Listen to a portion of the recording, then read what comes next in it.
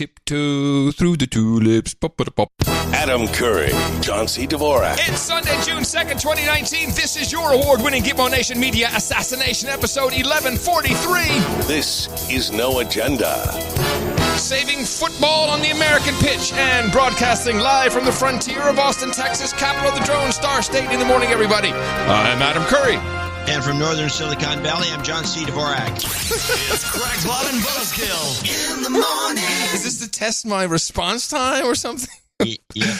What was it? Well, exactly. You have nothing else to say. That's it. Done. Just it. Yeah. Okay, good.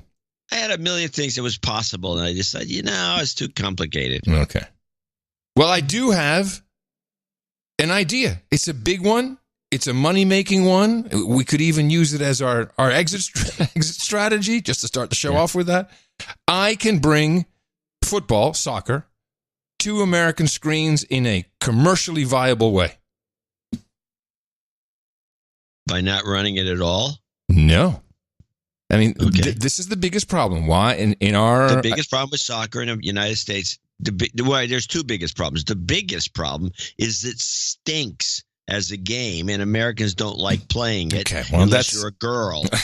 That's your opinion. Okay. The real problem is, of course, because there are no commercial breaks, and it's very difficult for television networks to make money off of the games.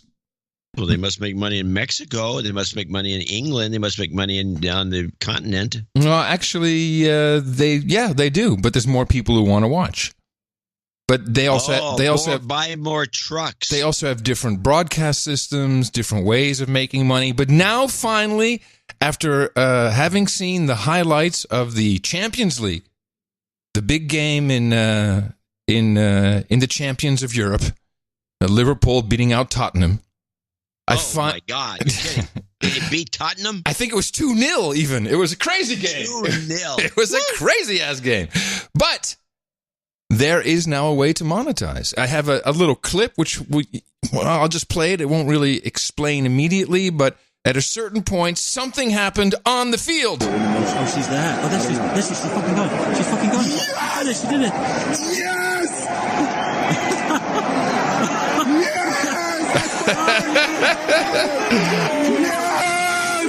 We had a good old-fashioned streaker from one side of the pitch, from one goal to the other, Kinsey Walanski, who you must do a quick Bing search on, because she was well worth watching running from one goal to the other. Approximately definitely get everybody, Americans' attention. $3.97 million pounds worth of advertising for the company she wore on her shirt, which was Vitae. Shirt on? Well, whatever was left of the shirt that she had on. What was her name again? Kinsey? It's Kinsey, Kinsey, Wolanski. And she had a T-shirt on for Vitali Uncensored, estimated just under £4 million worth of advertising value. This is the way to go. Just once a game. No one knows when it's going to happen. We don't know what she or he is going to look like, but everyone knows once a game, someone's going to streak pretty much butt naked from one end to the other. We're going to see their advertisement. We take one advertiser and one advertiser only. We could expand it to two, one for each half of the game later on. This is finally a way to monetize, and the crowd loves it. Have you seen her? Yeah, she's beautiful. Yes. This is a money-making opportunity. Well, I don't know who talked her into doing this, but I guess she got her name around. What do you mean? She has a sponsor. She's an Instagram influencer, gained 1 million followers after this stunt, but look at the T-shirt. That was a sponsored T-shirt. Now, she didn't get £4 million for it, but she got paid for it, and the value is unbelievable. Well, you're not on board with my idea, are you? She actually crashed my browser. She crashed a lot of old men's browsers, believe me. Yeah. There you go. Anyway, I thought it was an interesting way to do it. Yeah. You should move back to Europe and become a member of the FIFA, whatever the hell that group is. FIFA. FISA. Even I'm not corrupt enough to join FIFA. It's just not going to happen. Anyway, that was my big idea. Now on to the news. And there is a little news. Okay. What do you got? I got nothing. Well, no, I do. Well, I got a bunch of Assange stuff, which is kind of interesting. Yeah, I think, did I have anything Assange? Yes, I did. I have his lawyer talking to the BBC about his health. Do you want to hear that, or you want to go through let's start with that, and then we'll go to my stuff. All right, this was posted on the Vimeo service by Pamela Anderson, which is why it got a lot of attention. His lawyer speaking with the BBC about his mental health. Obviously, I cannot reveal the patient-doctor confidentiality protected diagnosis, but we could see that Mr. Assange showed all symptoms that are typical for prolonged exposure to psychological torture. Now, recently, my understanding is he has been transferred to the healthcare unit of the Belmarsh prison. Apparently, there should be some, as I understand, dramatic weight loss and also a grave deterioration of his capacity to concentrate and actually engage with the lawyers.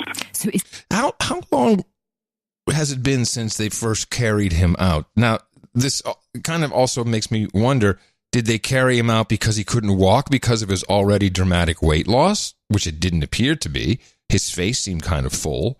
Did he lose all this weight in just, a month's time? How long has it been? 6 weeks?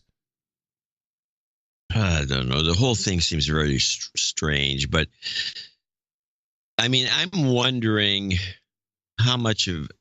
Well, let's just play these clips. Well, I have some more on this if you want to hear it. Just a little more. It's very terrible to whoever. She should have cleaned up that audio a little bit. What's the BBC, man? A grave deterioration of his capacity to concentrate and actually engage with the lawyers. So is he fit for trial or not? It seems that he was not able to stand trial this week because of his medical incapacity to be present in court. It doesn't surprise me that this is the case. The psychiatrist that accompanied my mission said his current state is critical. He urgently needs access to a psychiatrist that is not part of the prison service, someone that he can fully trust. If he doesn't get that, and if the pressure on him is not alleviated rapidly, we will have to expect a rapid and serious deterioration of his state of health. What does he say now to you? What was he saying to you when you went to visit him? Well, he is extremely afraid of what will happen to him. He said, I cannot count on the judicial institutions in this country to be fair. I cannot count on fair judicial proceedings in Sweden. Everything is biased against me. I have no voice, and I don't have enough time to prepare my defense in any of these proceedings. The problem for Julian Assange is that he has multiple complex legal proceedings that are expanding as we speak to various jurisdictions. New charges are being added all the time, and he has no chance to prepare a proper defense for these cases. I have pretty much similar codes, but they're actually audible. Let's start with Assange being tortured. Democracy Now! Joined by Niels Melzer, the UN Special Rapporteur on Torture. Welcome to Democracy Now! Why don't you begin by telling us the results of your report and describing your visit to see Julian Assange? Wait, is this going to be the same damn guy? Yeah, but you can hear him. Yeah, we got you. We heard you the first 5 times. Are you still pissed about your clips that sucked last time? Is that why you're so passively aggressive? Of course. Well, stop. The Belmarsh prison in London. Yeah, thank you, Amy. Well, I did visit... Oh, yeah, the bucket sound. Well done. Mr. Assange in prison, Belmarsh prison, on the 9th of May in the company of two medical experts. And my primary concerns really are that I'm extremely worried about his current state of health, which was alarming already when I visited him, and which seems to have deteriorated rapidly since then to the point where he's no longer even able to stand trial and to participate in court hearings. I must say that I'm appalled at the sustained and concerted abuse that this man has been exposed to at the hands of several democratic states over a period of almost a decade. And I'm gravely concerned about the prospects of a possible extradition to the United States. As I have indicated this morning in Geneva, I worry that he would be exposed to a politicized show trial in violation of his human rights. I don't know about that. How's that a violation of human rights? Okay. Well, hold on a second. I'm getting suspicious. Yeah. And so there's going to be this argument. First of all, a piece came out this morning saying, well, why isn't the CIA and the government going after him about his revelations about Vault 7? Right. Which supposedly gave up all these CIA techniques. Well, not just the techniques, not just techniques, but tools as well, I understand. Tools and techniques. Tools and techniques. Sources and methods. And then the article goes on to say, we don't get this, whether they're not going after him for that, but they're going to go after him on espionage.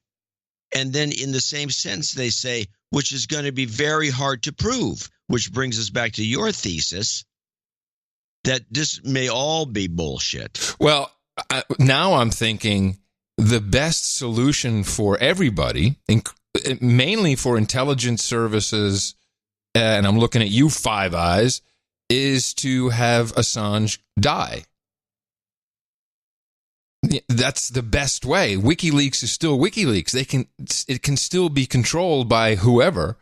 And I'm not saying Assange would actually be dead, but what a perfect setup right now. He's sick. It's not going well. We haven't seen him. He's gone. Oops, sorry. Throw a casket in the ground. And it's possible.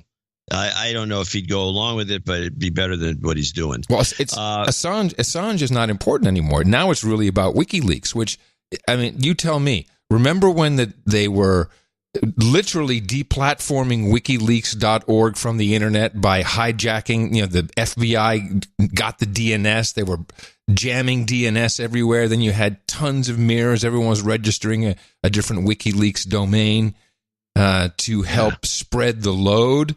And now I don't see any of that, just WikiLeaks.org. That works fine. They're on Twitter. You think they're being co-opted? Yeah, I would say. By us. So let's take a look at I'm not going to argue against that. Let's take a look at this guy goes on, this Niels character who's a UN torture guy, and he's supposed to be able to go in and say, hey, you're torturing somebody, stop it. Of course, that doesn't. I want that job. It's a good job. It's a great job. But before getting to his other clips, I want to play, because there's an implication that, well, you can't get a fair trial because the jury pool has been tampered with. I think of a lot of based on our lousy results from the last newsletter, which where we discussed Julian Assange. I would guess that a good portion of our audience all think Julian Assange is a traitor and should be hung. Or I don't know about that. It doesn't take a lot. Anyway, so let's listen to just to get a feeling for what the public might believe is going on. I have some clips from The View. Woo! I'm trying to decide which ones to. Okay, well, let's go with this one, which is a gem. This is this is Whoopi introducing the arrest of Julian Assange when it happened, and then Joy Behar jumping in. And Joy brings us back up to speed on exactly what the situation is in the society and all around. Julian Assange has been arrested. He faces charges in the U.S. for... What? She says Julian Assange. It's with a name like Whoopi. What do you expect? Julian Assange has been arrested. He faces charges in the U.S. for conspiring to hack into a classified government computer. WikiLeaks tweeted that he's won dozens of journalism awards, nominated for a Nobel Prize every year since 2010. And this is just a campaign by the CIA to delegitimize and dehumanize him. I was almost a dehumidify him. That's exactly what they're doing. He's quite human. So what do you think it is? Why is this happening? Did he break the law? Was it a problem? Well, remember what he did originally. Yeah, tell. Well, he hacked into the Democrats' computers and helped Trump get elected, basically, by exposing Podesta's emails, and then Comey went after Hillary. And remember that? And that's why Trump won, basically. But holy crap! Oh, I gotta listen to that last bit again. What did Assange do? That's computers and helped Hillary. Yeah, tell. Yes. Well, he hacked into the Democrats' computers. Wait a minute. 2 years of Mueller report, and this is what you took away from it, Joy? And helped Trump get elected, basically, by exposing Podesta's emails, and then Comey went after Hillary. And remember that? And that's why Trump won, basically, in 2016. But he's been doing it since 2010. Wow. Okay. Oh, my goodness. Well, she does not pass the Mueller test. So now Assange hacked into it's no longer the Russians. It wasn't the Internet Research Agency. It was Assange. Well, kill him. But that's another clip. Oh. The view on Assange working with the Russians. Okay. Can I point out there is a difference, Sonny, in being a whistleblower and being a straight-up hacker. And what we found out with Assange is he conspired with Russia to meddle in our 2016 election. So it was him. If that is not committing a crime, I don't know what that allegedly. is. I think so to say that's under the freedom of speech, I can't get... here's what I would tell you. Let her do it. Wow. When she says that, Whoopi says, "Oh, so it was him." Yeah, like that meddled in the election. Yeah. Oh, now we know. Well, let's just review for a second. I don't understand. I know they have producers on this show. I know that they're constantly talking into their ears. I know a lot of people watch this show and take what these women say as gospel. This is pretty sad. Everything she just said is wrong. Everything they both said. Those are two different women. Yes. Well, they all said it. They're wrong. So let's see what McCain has to say. Actually prosecuted him. The politics of this have always been completely hypocritical on both sides. Eric Holder under Obama decided against pursuing persecution of Assange, of concerns that WikiLeaks was, quote, a journalistic organization that would raise First Amendment issues.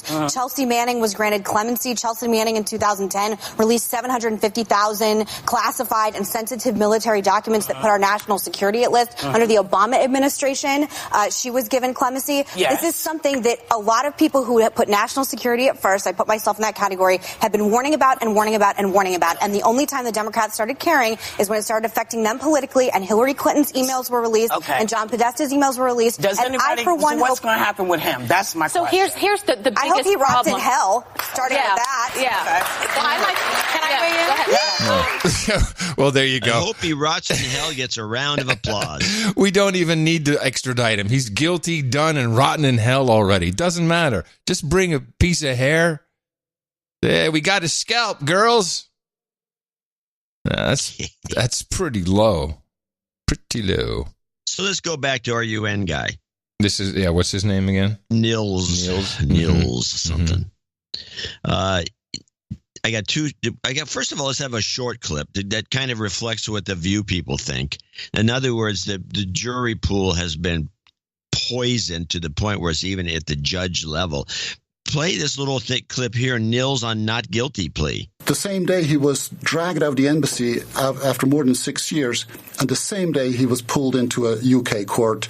He was given reportedly less than 15 minutes with his defense lawyer to prepare a defense, and then in a very short hearing was convicted for bail violation, and the judge even insulted him as being a narcissist who cannot get beyond himself.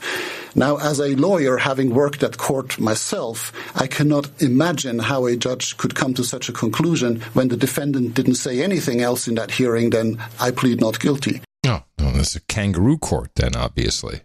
You think? Mm-hmm. Well, of course, we do have certain standards here in the United States. I give you the example, as brought to us by former CIA chief John Brennan. People are innocent until alleged to be involved in some type of criminal activity. Okay, just so you know, it's like we're very similar to the International Criminal Court at this point. Sounds like it. We're so right let's up there. play the last clip I have. Neil's talking about getting a fair trial in the United States. Yes, I'm gravely... Hold on, wait, stop. I was wondering what this. I write cues for myself on these clips, and the cue in this case was ask, and I forgot what it was before I just threw the clip out. Amy has just asked him, "What is the potential for getting a fair trial in the United States?" Okay. Yes, I'm gravely concerned. I'm almost, certain that he would not get a fair trial and a safe treatment in the United States. The public prejudice, including on the part of former and current officials in the United States, is so predominant for several years now, and so that it would be almost impossible to have an impartial court hearing where he could actually be heard at his concerns. When we see the charges that have been added now recently under the Espionage Act, most of them really relate to activities that any investigative journalist is conducting every day. So it's really a reason for concern for press freedom around the world. Then we are also, with the United States, unfortunately dealing with a country that in the last 20 years has not shown to be consistent in enforcing the prohibition of torture with its own officials. We can speak to the Senate committee report that has not led to a single prosecution contrary to their obligations under the Convention Against Torture. Obviously, the collateral murder video has not led to any prosecutions either. The only person that is being prosecuted here seems to be the one that actually exposed all of these. Yeah, that's our culture, bro. That's what our elites always do. Daniel Ellsberg with the Pentagon Papers. Boom, Espionage Act. Of course, that's what we do. We are horrible that way. Yeah, well, it tends to work a little bit. I did get I dug up the old McGovern clip. Ray McGovern, the ex-CIA guy, talking about and I left the beginning of this clip in. It has something to do with this in an obscure way, but mostly to do with what The View said about Russia hacking. No, Julian Assange hacking, not Russia. Julian Assange. Julian Assange hacked the DNC. Yeah. McGovern makes an interesting comment. This was done in the middle of 2018, and he says we don't hear about hacking anymore. In 2018, I think he was in a moment in time where that might have been true, but it's not true anymore. And this particular information that he goes on and on about, which we've discussed on the show a lot, which is that it couldn't have been hacked. It had to be a thumb drive.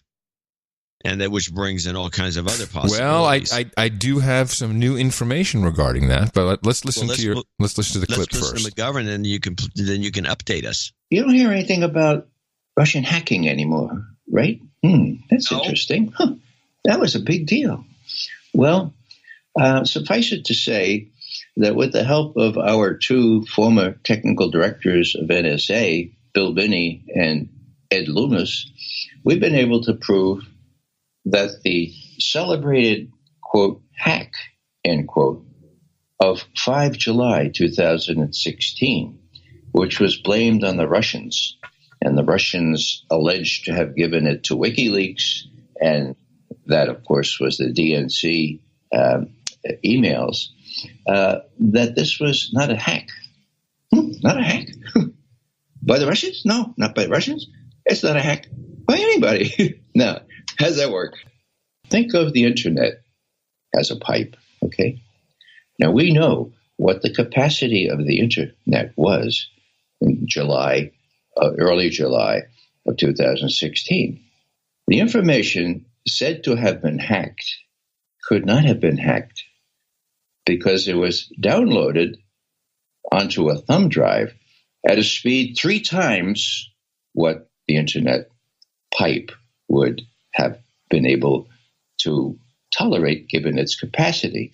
This is physics, okay? Now, what rate was that it was downloaded? Well, it happened to be exactly the same rate as the thumb drive can tolerate. So, last thing here is that we know and have proven from forensics that the FBI did not do, okay, that the celebrated hack on the 5th of July was not by Russia, by anybody else. It was a download, you can say. It was a copy onto a thumb drive because the speed at which it was copied exceeded the capacity of the internet by 3 times. Here's the problem. I do have information I want to talk about. Here's the problem I have with this, and we've repeated this, and I want to believe this. I'd like to know exactly what log they're looking at. For if it was transferred through, so they have a server log somewhere which shows a transfer. Is that correct? And who has this, and how do we get this server log in the first place? I don't know. Okay. Nobody ever seems to explain it. Well, this is why I don't like it. If you have access to logs that can show you the speed at which it was downloaded, then you also know what port and what protocol was used. I never hear anyone talk about it except for because of the speed, it had to be a USB drive. I don't say thumb drive. That's kind of like 1998. I'll say USB drive. However, I've got information, man. New shit has come to light.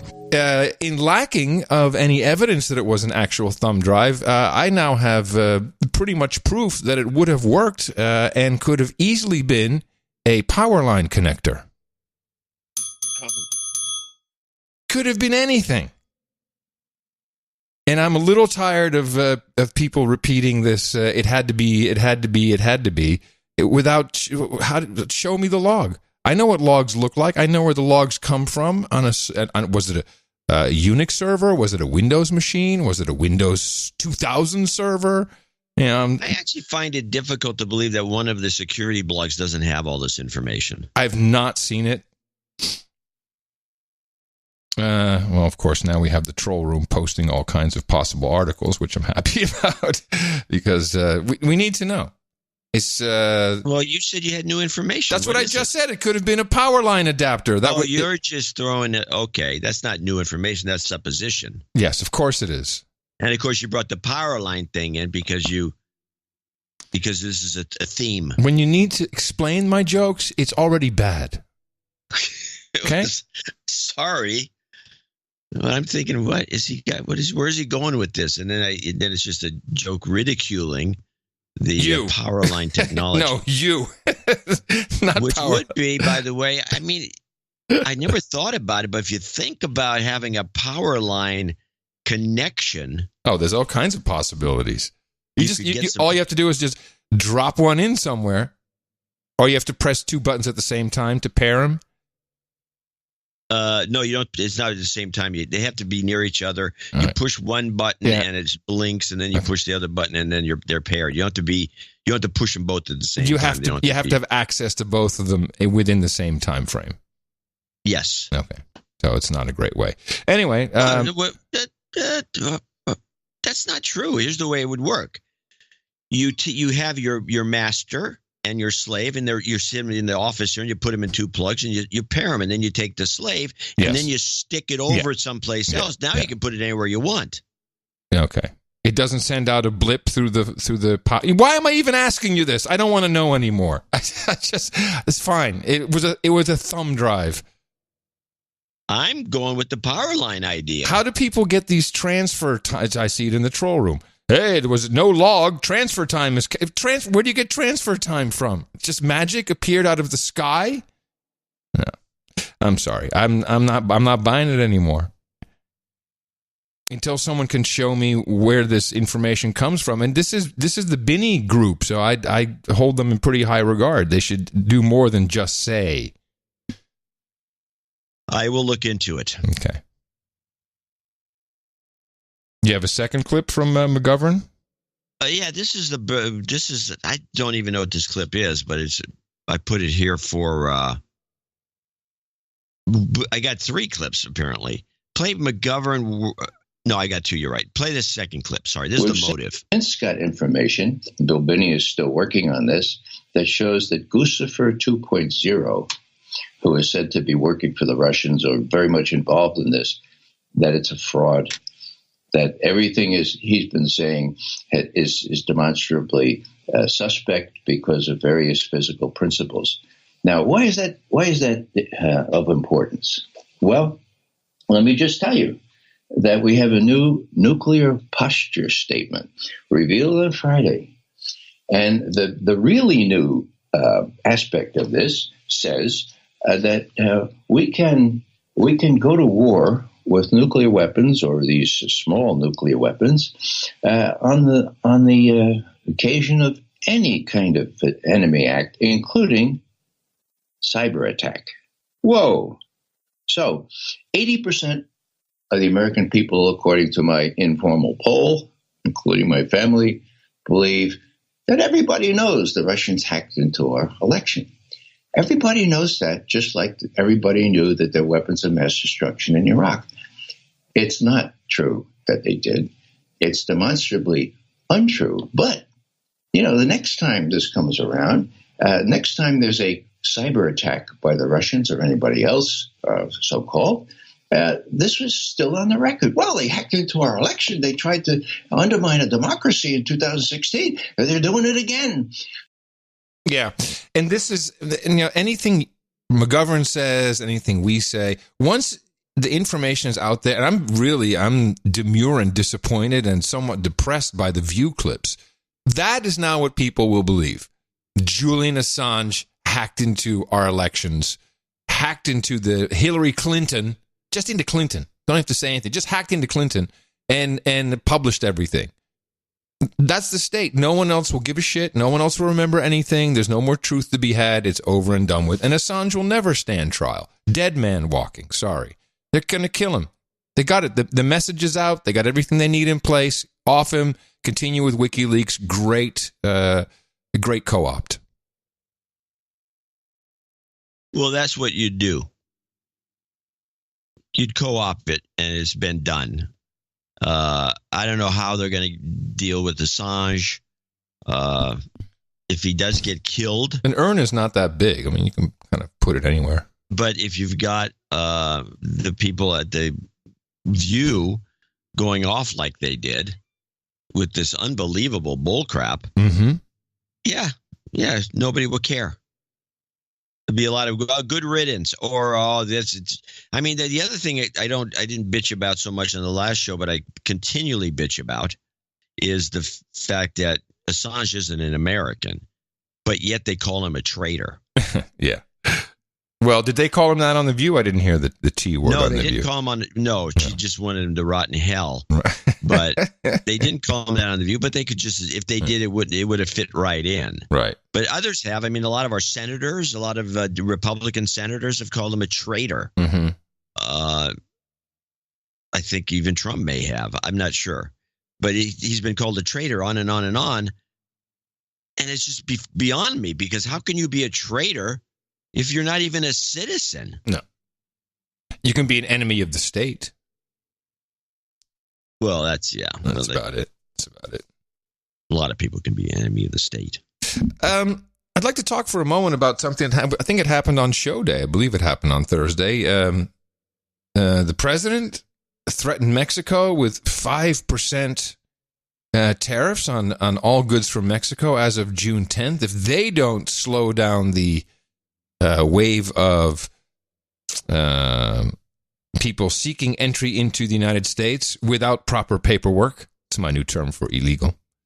And I have to say two things. First, I think it's a brilliant strategy. This makes so much sense, and I think Mexico responded quite quickly. But also, and I haven't heard anyone mention this, not even on Fox where I expected it to pop up, this will be the way he turns around and says, there you go. And Mexico's paying for the wall. No one has said this yet. It's so obvious to me. Like, so what is it? $300 billion a year. So it would be. Well, he said you could jack it up too. Yeah, every month, 5% every month. Yeah, it's fantastic. They'll be paying for the wall. I don't know how he's going to turn around and sell it, but he's going to have to say that. It's perfect. Well, it would be stunning if he doesn't. Did you guys I guess you couldn't talk about this with Horowitz since it happened after Tuesday's show, I guess, or did it? I don't remember. No, it was no, exactly. Yeah. It was after the show. So, what do you think about this? About the tariffs? Well, I haven't really given it a lot of thought. I didn't think it was a bad idea if it works, because all the idea is that you're going to ding them until they put their foot down. And if you remember, let's see, probably during the Obama administration, this was discussed, because it was discussed a lot by the right wingers. Oh no, I don't know what political side discussed this, but you'll remember as soon as I bring it up. Mexico supposedly said, well, we're dealing so harshly with the Mexicans, or a little harshly with the Mexicans, and everyone's saying the counter was, you're being too harsh with these Mexicans as they're coming over the border. Well, Mexico, on their southern border, anybody comes over, they beat the crap out of them, send them back. They're very harsh. They grab them and they deport them. They do not let anyone come up the southern border, and they made a big stink about it. This was a big point of discussion, probably in 2014, 2012, maybe. Mm-hmm. And it kept going on. What happened to that policy where the Mexicans all of a sudden are saying, well, were you coming over? We're going to beat the crap out of you if you're going to stay here. And they say, no, we're going to the United States. Oh, okay. Just take the C1 up the coast. I presume once the Soros dollars came through, everyone it was like, oh, yeah, it's friend of George. Let him go. But look, I got credit cards. They got a card. Got a Visa debit card. Friend of George. Yeah, off you go. No problem. So with that in mind, you'd think that the Mexicans obviously have a little more control over the situation. And Mexico, the way it's shaped, it's kind of, like a funnel. And so it's not that easy. You don't have a big border like we do with the United States. You have a very small border down the south, and it's very easy to control. And that's all. Yeah. I think the Mexicans can do it if they want to, because they've done it before. Well, it seemed that hours after this threat went out, the Mexicans say, whoa, let's send some people over Friday. Let's sit down and have a little chat. We can work something out. And, of course, we see all kinds of people gearing up to get the courts, and it's illegal, and you can't do it. He has no power. And, I am so done with all of this. I'm looking at other news around the world. Everything here is a stupid sideshow of outrage and people addicted to emotion. It's sad. Yeah, it's very sad. It's not funny. There's nothing interesting. Except I think I do. There's funny moments. For example, for today, I've got the Trump Genius ISO. I think is really a funny moment. Oh, is this something that maybe I can use for end of show? Let's see. I'm an extremely stable genius. It's not a new one. No, of course it's not. I bet I've been itching to get it. All right. Well, we can talk about... No, let me grab the wheel here. Let's talk about some of our 2020 candidates just to get it out of the way. And then we have a lot of other things to talk about. Yeah, there's been some new information. We're learning things about people. First of all, yes. I have some new. I haven't put it on the page yet, but I have some new thoughts on this. You should. Yeah. Okay. Tell me what you got. Okay. Well, I'd say the number 2 candidate is Hillary Clinton. We still think she will, according to the Cosmic Weenie, she will re-enter and she'll fly right in. And there's no evidence that she won't. And, of course, this came across our desk. So get this, folks. Hillary Clinton is set to serve as a keynote speaker at the 2019 Cyber Defense Summit. The cybersecurity company FireEye tweeting this flyer out and saying the event is designed to inform executives about how to, quote, mitigate, detect, and respond to cyber attacks. But is the political figure who really came to define mismanagement of cybersecurity the right person to keynote a conference on cybersecurity? Well, yeah, I'd say she's the perfect one to keynote that. And it's interesting that it's FireEye, since they've always dealt with CrowdStrike. Bing, bing. I think, yeah, and are FireEye really the pew pew guys? Are they the ones with the map? Pew. I don't know. I can't keep track of these boneheads. I believe so. Well, the troll room knows. The troll room knows. Is it the FireEye guys who have the map? Pew, pew. I think it is. Yeah. Yes. We hear you with your pew pew. No, that was Norse. Not sure. It is if you're the... Oops. Let's see. I do have the pew pew here. There we go. I think that'll be a big hit for her. I'm sure she's getting a lot of money for it. And I think people will enjoy. And I bet she'll have some funny one-liners. And it'll be a pretty good show. I wonder how much she's getting. This is really... I'd love to find out. You got to have a good payday if you're going to do something like this. I mean, it's self-deprecating, which is funny. It's totally getting the awareness. I mean, and she'll play it too. She'll play the self-deprecating part. Yeah, so you got to get a payday for that. It's got to be good. These guys, aren't they public? I think FireEye is public. Well, talking about candidates, there's something that was brought up on NewsHour. Public company. So give her some stock, give her some options. It's beautiful. Oh, yeah, that would work. Mm-hmm. We'll give you some stock. Oh, okay. That's how they get rich in Silicon Valley. Yes, stock options. So it was kind of brought up on the NewsHour. And when they brought it up, I didn't think too much about it. I do have a clip which talks about one aspect. I will play that, but let me just tell you what the theory is. There's a bunch of Democrats, and David Brooks himself says, I don't know why these people are even running, because I don't know what they're thinking. This is crazy. But there's a bunch of Democrats, and no one has noticed this. I try to talk about it a little bit, but as you hear from the clip that I'm going to play, it doesn't go anywhere. But there are certain candidates that are single issue. This is very old-fashioned type of politics. Single issue candidates. Gillibrand is for women's rights and pro-abortion. That's it. Eric Swalwell from California. Guns. Gun control. Mm-hmm. Gun control and more gun control. Inslee, the bonehead governor from Washington State. Climate change and only climate change. He's running on a climate change platform. I don't know that I can isolate more of these. Well, but now Yes. Well, what I was going to say is that I can answer the question why these people are running. They're not running because they believe they have any chance. They're running to raise their profile. So they are preparing for the next step. It could be a Senate seat. Could be. No, I totally agree with that. And I think even I've mentioned, maybe in the Cosmic Weenie piece, that Tulsi Gabbard, I think, is just after that idiot senator from Hawaii, Mazie, whatever her name is. Mazie Hirono. Yeah, Mazie Hirono. She's hopeless.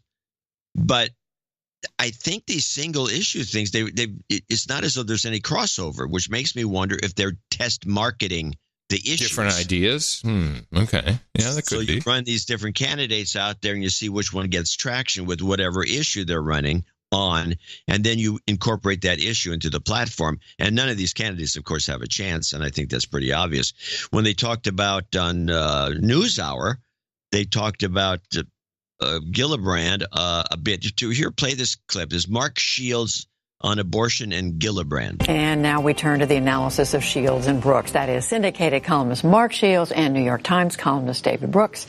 Hello to both of you. So we are trying to work our way through a conversation with each one of these candidates. Mark, there are now, as we said, 23 of them. We talked to Eric Swalwell tonight. Kirsten Gillibrand last night. I'm not going to say they're one-issue candidates, but they are. In his case, you heard him talk about gun control. Kirsten Gillibrand emphasizing women's issues. What are you hearing from them? Is it smart for them to seize on one issue or not? Well, we'll find out on whether it is. It just strikes me that abortion as an issue has been that's where Kirsten Gillibrand is probably most prominently identified. Is an issue where those who seek it's hard to imagine and spit it out, man. I just say the uneasy consensus. I mean, and that's this, and that to me, if you start to, it's just it change that, which I think Republicans are finding right now. When you've got, I think it tells you something about the politics of that issue. It was. So that summarized it. Come on, you edited that. The guy does not sound like that. He's bad, but he's not that bad. Anyway, I think it brings it right. I will not have this fake news, these deep fakes taking place without you coming clean. Well, I will say that I trimmed it to make it more concise. Okay. And I did. I went out of my way to do a specifically better job, so the ear won't hear. Yeah, you. No, it was undetectable, John. I don't know how you did it. All right, Kamala Harris is not a single issue candidate. She is a no issue candidate. Here's what she says. You just bring up an issue to me, John. Any issue. So what is your take on gun control? I think gun control in this country is something we ought to have a conversation about. Try me again. What do you think about abortion? Yes, we need to have a comprehensive conversation about women's reproductive rights. And you don't think that this is another one of the test marketing strategies? No-issue candidate? No, I think she's sitting there waiting for the other jamokes to come in with their reports and like, well, this didn't work really well, Kamala. Well, try this one. And I don't know how serious she's being taken as a candidate. She was on stage at a Move On conference. All of a sudden, some man bun pops up on stage, grabs her mic. You would have said something. You got a mic and they cut him off. Well, he talks. You can hear him a little bit here.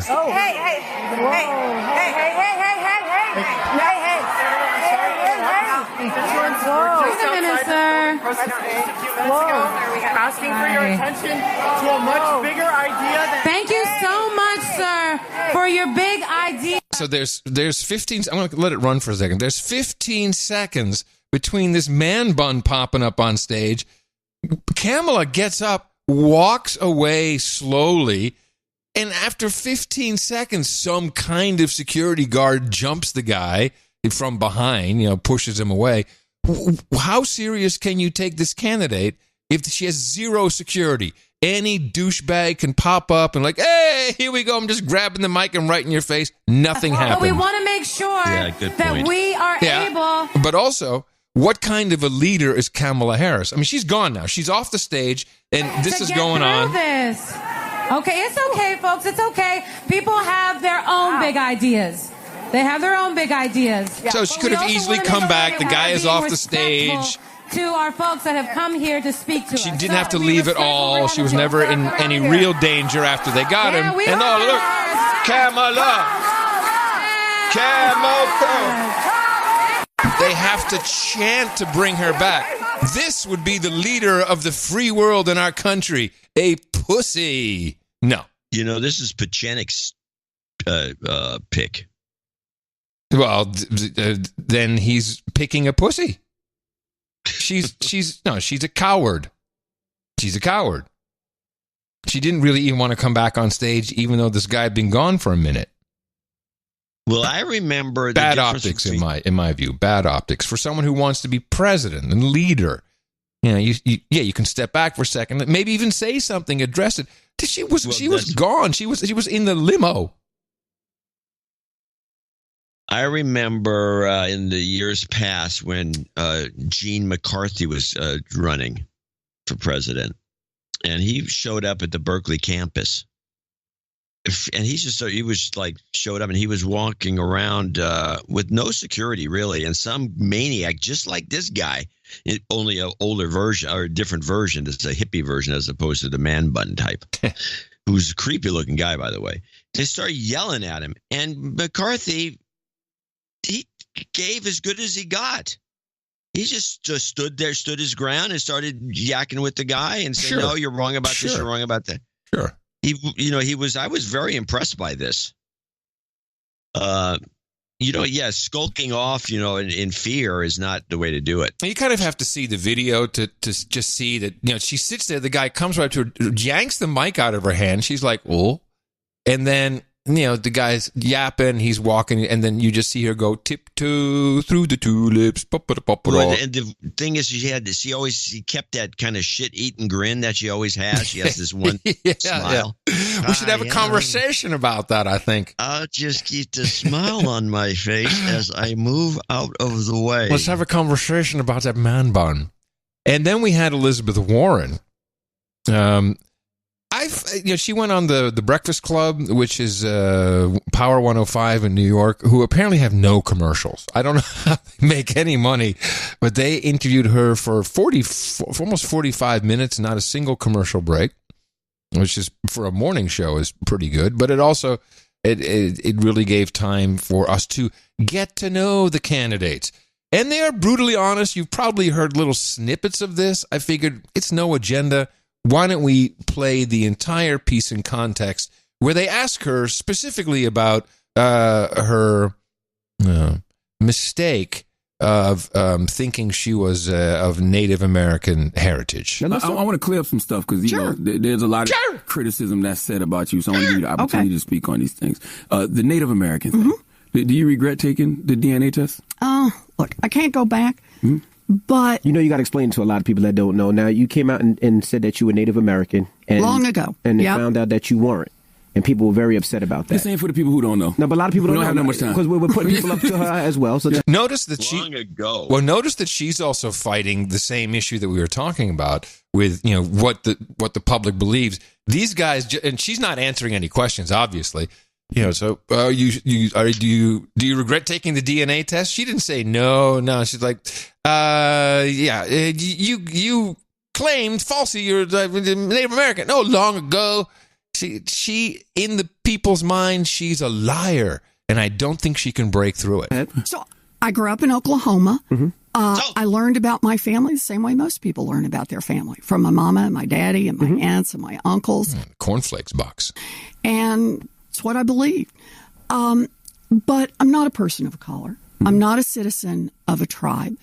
And I shouldn't have done it. If you had a chance to do it over, would you? I can't go back, but I shouldn't. But what I can do is try to be a good partner. And that's what I do every day. How long did you hold on to that? Because there was some reports that said you were a Native American on your Texas bar license and that you said you were a Native American on some documents when you were a professor at Harvard. Like, why'd you do that? So it's what I believe. That's, like I said, it's what I learned from my family. When did you find out you weren't? Well, I'm not a person of color. I'm not a citizen of a tribe. And tribal citizenship is an important distinction and not something I am. So. Was there any benefits to that? No. Boston Globe did a full investigation. It never affected, nothing about my family ever affected any job I ever got. She didn't get a discount in college. You kind of like the original Rachel Dolezal a little bit. Dolezal was a white woman pretending to be black. No, this is what I learned from my family. She needs a crisis management. She's a better comeback is what she needs. Yeah, I can give some ideas of what she should have done. Okay. First of all, she's right off the bat. She could have killed this whole thing in the Rachel Dolezal thing at the beginning when they said you regret taking the DNA test. She should be more aggressive and say, look. I was convinced. and then maybe you could do a little sidebar here and say, do you remember that there's a black woman on YouTube that took her DNA test and says she was white, and she's very upset about this. I was convinced I was Native American. I have some features that look Native American. I was told I was Native American, and everybody's ridiculing me for it because I'm white. So I decided to take the DNA test because I took the DNA test because that's what I thought. Once it proved that I was a Native American, I said, okay, fine, I'm out of here. Yeah, but see, the problem there is that if you recall, I'm actually looking for it, when she did the DNA test, she had a friend of, I think, one of her husband's friends, and he is part owner of the company that did the analysis, and he called her on the phone, and they had both sides of it.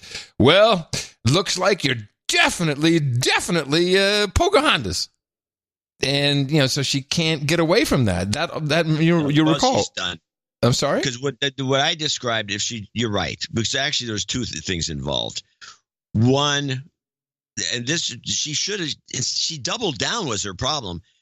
When the test came back, there was something about her maybe having some Peruvian or some South American, South American, South American Indian maybe, and so she went with that. And as soon as she did that, then the Cherokee Nation or one of the Indian tribes said, "Hey, this got nothing to do with nothing," and they brought up the thing about you're not a member of a tribe and the whole thing is bogus. And so then she was kind of stuck in the middle. She should have used the DNA test to escape from the nonsense of her being Native American. Right. She could have done it. Say, I guess it's not true. There's some evidence maybe it's South America, but she didn't do that. She doubled down. That's the mistake she made. She probably should have gotten a consultant early. Yeah. No, she screwed up. She's a complete, there's no way she's going to get anywhere. Gosh, I wish I knew what those clips were. Yeah, like this black guy's giving it to her. We believe in science. That's right. Especially that of DNA. She pandered. Well, use that as the ISO for the end of the show. You like that one? She pandered quite a bit. Every time she could turn around and say reparations or HBCU, historically black colleges, and we got to give more money there. She's just a panderer. But then she talked about her trip to the border a year ago, and I found this to be quite disingenuous. No doubt the border is messy, and detention facilities, go to any jail, any place where people are detained, it's not pretty. You see human beings behind bars. But there's another way you can paint that picture if you're Elizabeth Warren. I went down to the border. It's been, probably about a year ago right now. Mm-hmm. When it first came out about separating mamas from their babies. Mm-hmm. And picture an Amazon warehouse. Only it's dirty and it smelled bad. Oh, well, wait a minute. How is that different from an Amazon warehouse? Picture I beat you to it, right? An Amazon warehouse. Only it's dirty and it smelled bad. And I walk in and on the left, it's cage after cage after cage. Cage. About 10 feet wide, about 40 feet deep, toilet back in the corner. And they're just jammed one after another after another. Same thing on the right, only cages of women. Then you walk into the main space, and there are these huge freestanding cages out in the middle of little girls. Jesus. Oh. A lot of that. Cages and cages and cages. And the way that conjures up is images of actual cages. But of course, it's bars, it's a cell. No, her pandering and then the reparations thing and all the rest of it, these impractical ideas. She's full of crap. She's always been full of crap. And since she did that hearing about Rachel calling on the phone, the robocalls, and we have to put a stop to it. It's worse than ever. She is a do-nothing senator, a do-nothing person who just is very ambitious. I have a clip here just because I see it from 2011. It says, Elizabeth Warren, elitist. Shall we just have a listen since it's an old clip and you never know what joy it could bring us? I'm sure it's fantastic. You are causing problems. We had an agreement for a later hearing. Your staff asked us. Nah, it's not good. I can already tell it's not going to be good without knowing what it is. All right. Then I have Brexit. Yeah.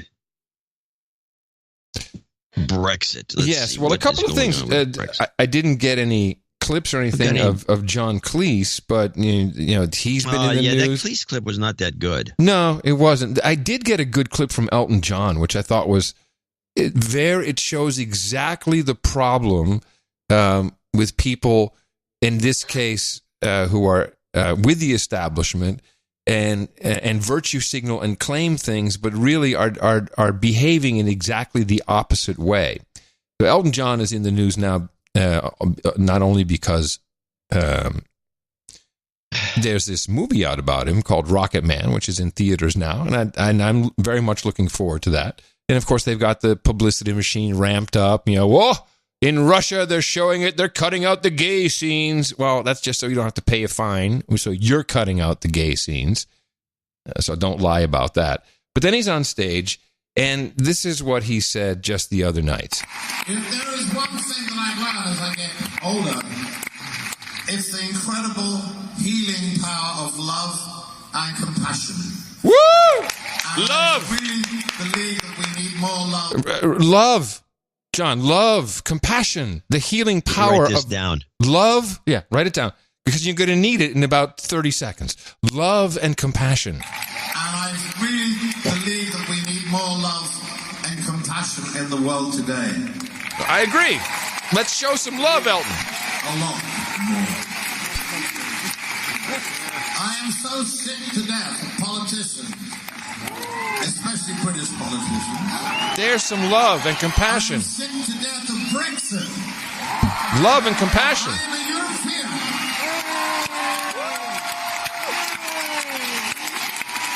I am not a stupid colonial imperialist English idiot. Now, correct me if I'm wrong. He's saying, I love and compassion, but I'm not a stupid imperialist English idiot who likes Brexit. Am I missing something, or is he missing the compassion of people who feel different than he does in this case? He just said 20 seconds ago. He just said 20 seconds ago, and he comes back to it. I'm ashamed of my country for what it has done. It's torn people apart. So I want more love in the world. I want us to talk to each other. Clip of the day. More love, just like that. I'm sick of these imperial English idiots. More love and compassion, everybody. I mean, wow. It sounds like De Niro. When people don't even see, I mean, do they not see this themselves? It's like, oh man. And I know he can just say, I'm sick of what's happening, but he's really, really calling out people who are pro-Brexit as imperialist idiots. His own countrymen. Yeah. That's pretty bad. That's what happens to the guys get a lot of money. They think they're, there's a lot of guys. Well, Elton John is he's on a whole nother level. He can do whatever he wants as far as I'm concerned, but yeah. Yeah, well, he's got all this money, and immediately the first thing they do is they eschew their own nation because they consider themselves above it all. He lives in Atlanta. They're international people. I'm an international person. I'm an international civilian. He lives in Atlanta. He lives in Atlanta. That's his main house is in Atlanta. Sure, he hates Trump too. Yeah, we should just call him Sharon from now. Yeah, that's his gay name is Sharon. Sharon? Yes. There's a thing with a lot of gay men. It's probably more 80s, 90s thing. I don't know if it's still done. Yeah. Then so when he's hanging out with his buddies, and I didn't hang out with him, but AIDS Project Los Angeles, I did work for them way back in the MTV days, and that was his one of his charities. And everyone just like, Sharon, and his head will whip around like, what the fuck? Who's Sharon? That's his name. But I think you have to be a gay guy to be able to call him that. Sharon. Huh. Well, there's a tidbit you won't get on any other show. Well, I realized that after 11 years, we probably should start repeating some of our stories because not everyone has heard them. And I've definitely mentioned this one before. Oh, I don't think so. Oh, yeah, for sure. Yeah, for sure. It's nothing I would forget. Mm-hmm. You may have no, even after the show. I've never heard this story before. Maybe, it's possible, but no. All right. So we want to do, let's take, I got one more thing. Talking about love and hate. CNN brings on this guy, Professor Alan Lichtman. And Lichtman is the professor who predicted the last 9. He's got some list of criteria, and he's predicted supposedly, although he's only recently known, but he supposedly has predicted the last 9 presidential elections, nailed them, which he could make a lot of money if he parlayed that, it seems to me. Mm-hmm. So they bring him on. You think they're going to bring him on to discuss Trump as the potential candidate that he is, and kind of. But let's play Professor Alan Lichtman 1. But Professor Alan Lichtman has also made a name for himself by looking into the future. The historian has correctly predicted the last 9 presidential elections. Look at all the faces on your screen, he called, from Ronald Reagan in 1984 all the way through Donald Trump in 2016's biggest political upset in modern U.S. history. Now Lichtman says, albeit with some caution, since obviously nothing is final yet, but that Trump will win again. But the professor also believes Democrats do have a shot if they impeach him. So let's talk about that. Professor Alan Lichtman is with me now. Professor, good to have you on. A shot. Good to be on. So you called it 9 times. 9. And you say now, and I know we're still early and this is not your official prediction, but you think Trump is it in 2020 unless what? Unless the Democrats grow a spine and do their constitutional duty and move into an impeachment inquiry, and I think the evidence will show ultimately an impeachment. It's a false dichotomy to say Democrats have a choice between doing what is right and what is constitutional and what is politically right. Impeachment is also politically right. Right now, based on my system, there has to be 6 negative factors against the party holding the White House, the Trump party, to predict their defeat. They're down only 3. But an impeachment would nail down the scandal key, a 4th key. It might trigger other keys like a real challenge to his renomination or a third party enough to defeat him. And let's not forget, impeachment is not just a vote in the House. It involves public hearings as part of the impeachment inquiry, and what everyone forgets, a public trial in the Senate in which House prosecutors present evidence, present documents, make opening and closing statements. Richard Nixon, before all the public revelations, was at 67% approval. It was the public revelations of his misdeeds that drove him down to 25%. But here's the but, Professor, because if you look at it the other way, and you, by the way, very well may be correct, but if you look at the other way, if you consider that Trump is daring Democrats to impeach him, right, that he sees this as this potential galvanizing moment for his party and also those, importantly, who've been on the fence ahead of 2020, might that not backfire on Democrats politically? Absolutely not. Oh, really? Okay. Absolutely not. And then, of course, I'm already disappointed this guy's not giving us any insight whatsoever. He's just another Trump hater they bring on CNN. He goes on and on about how he should be impeached.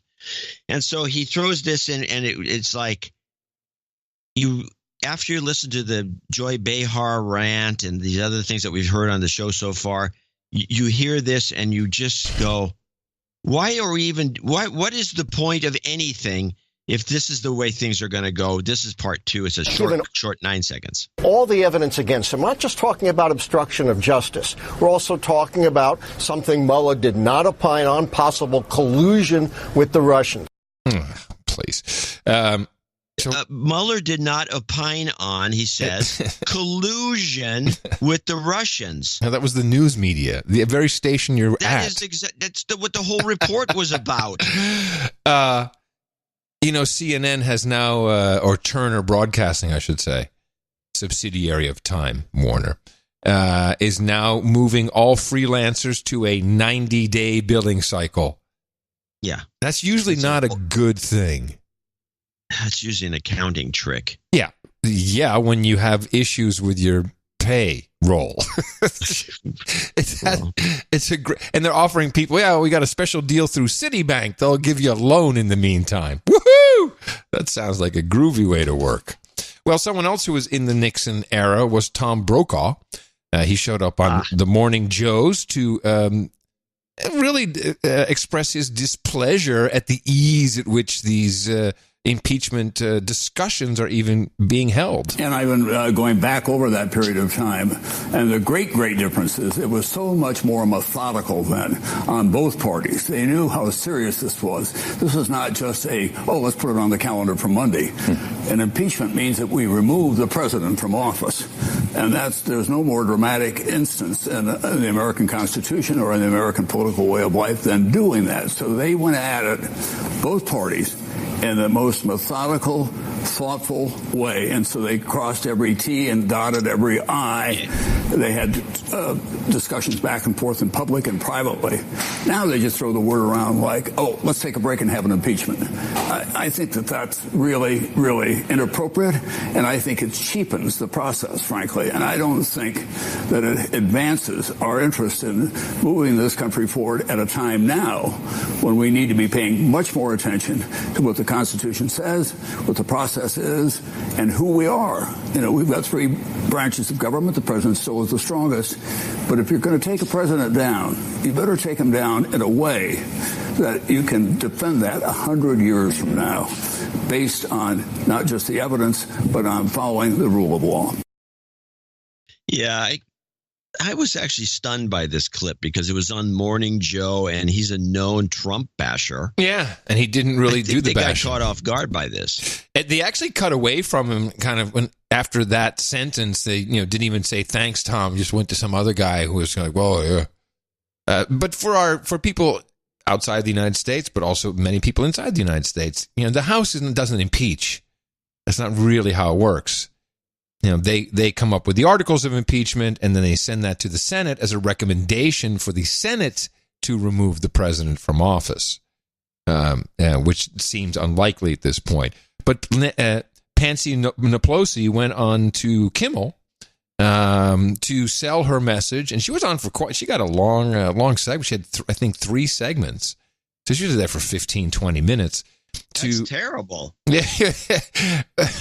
Well, she said it's supposed to be entertaining. She said some funny things. I did pull one clip which I wanted to share, but she was really there to give the message to the populace that it's really not prudent to do this, and she doesn't want to do it. She knows why.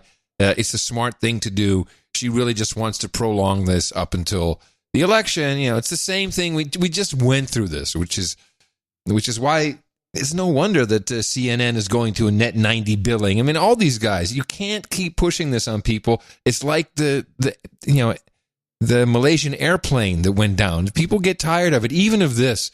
But Kimmel called her in, and she said some interesting things. Let me just say this immodestly. Okay. Immodestly. So she's going to boast about herself in a way it's like giving yourself almost the highest credentials in the country. It was odd. Let me just say this immodestly. I probably have a better idea as to what the president has to be held accountable for than anyone. Have you read the Mueller report? Yes, I have. The only Even person, the blacked out parts? No. Oh, yeah. We're calling for that. They would show it to me. But I said, why? I'm not going to let you show it to me unless you show it to the whole country. Oh, interesting. I would want to see it. Now, you also see how uninformed Kimmel is. He doesn't even know if the way he's speaking, I don't even know if he knows that there is a report that has been published. He's like, it's not there. Oh, I'd like to see it. But you can read the whole thing except for 5 blackouts. Will they show it to me? The only person who knows better than I why this president is not above the law, why this president must be held accountable, the only person who knows better than I do is the President of the United States. He knows. Wow, Nancy, she knows. No one knows better than her, except the perpetrator himself. So Nancy's putting herself right up there. No one knows better. You have to go through me. I know what's right for the country. I know what's right for the party. And I also know what's right for young people in poor neighborhoods. He knows what his violations have been. I don't think he even knows. I don't think he... Well, he may not care, but I think he knows. Yeah, I think sometimes they do things and they go, oh, that's not allowed, and then they kind of go back and try to figure out what it was and how they can keep it quiet. Yeah, and you know what really bugs me about that? Because when you see what they say, oh, I didn't know it was wrong to talk to Russians about this. I didn't know. I said, how do you explain that to kids in the hood when they're approached by law enforcement and they say, well, I didn't realize that. All right, let me just get this right. Nancy's talking about kids in the hood. How do you explain this to kids in the hood? Well, if you could find the hood, Miss Pelosi, that might be a good start. Kids in the hood. Talk to Russians about this. I didn't know. I said, how do you explain that to kids in the hood when kids in the hood be like, who this? They're approached by law enforcement and they said, well, I didn't realize that I was supposed to do this or that. Well, you're supposed to know. But these very wealthy people. Isn't that racist? I'm sorry. I can't get past it. I can't get past her saying, how do you explain this to kids in the hood? I can't get past it.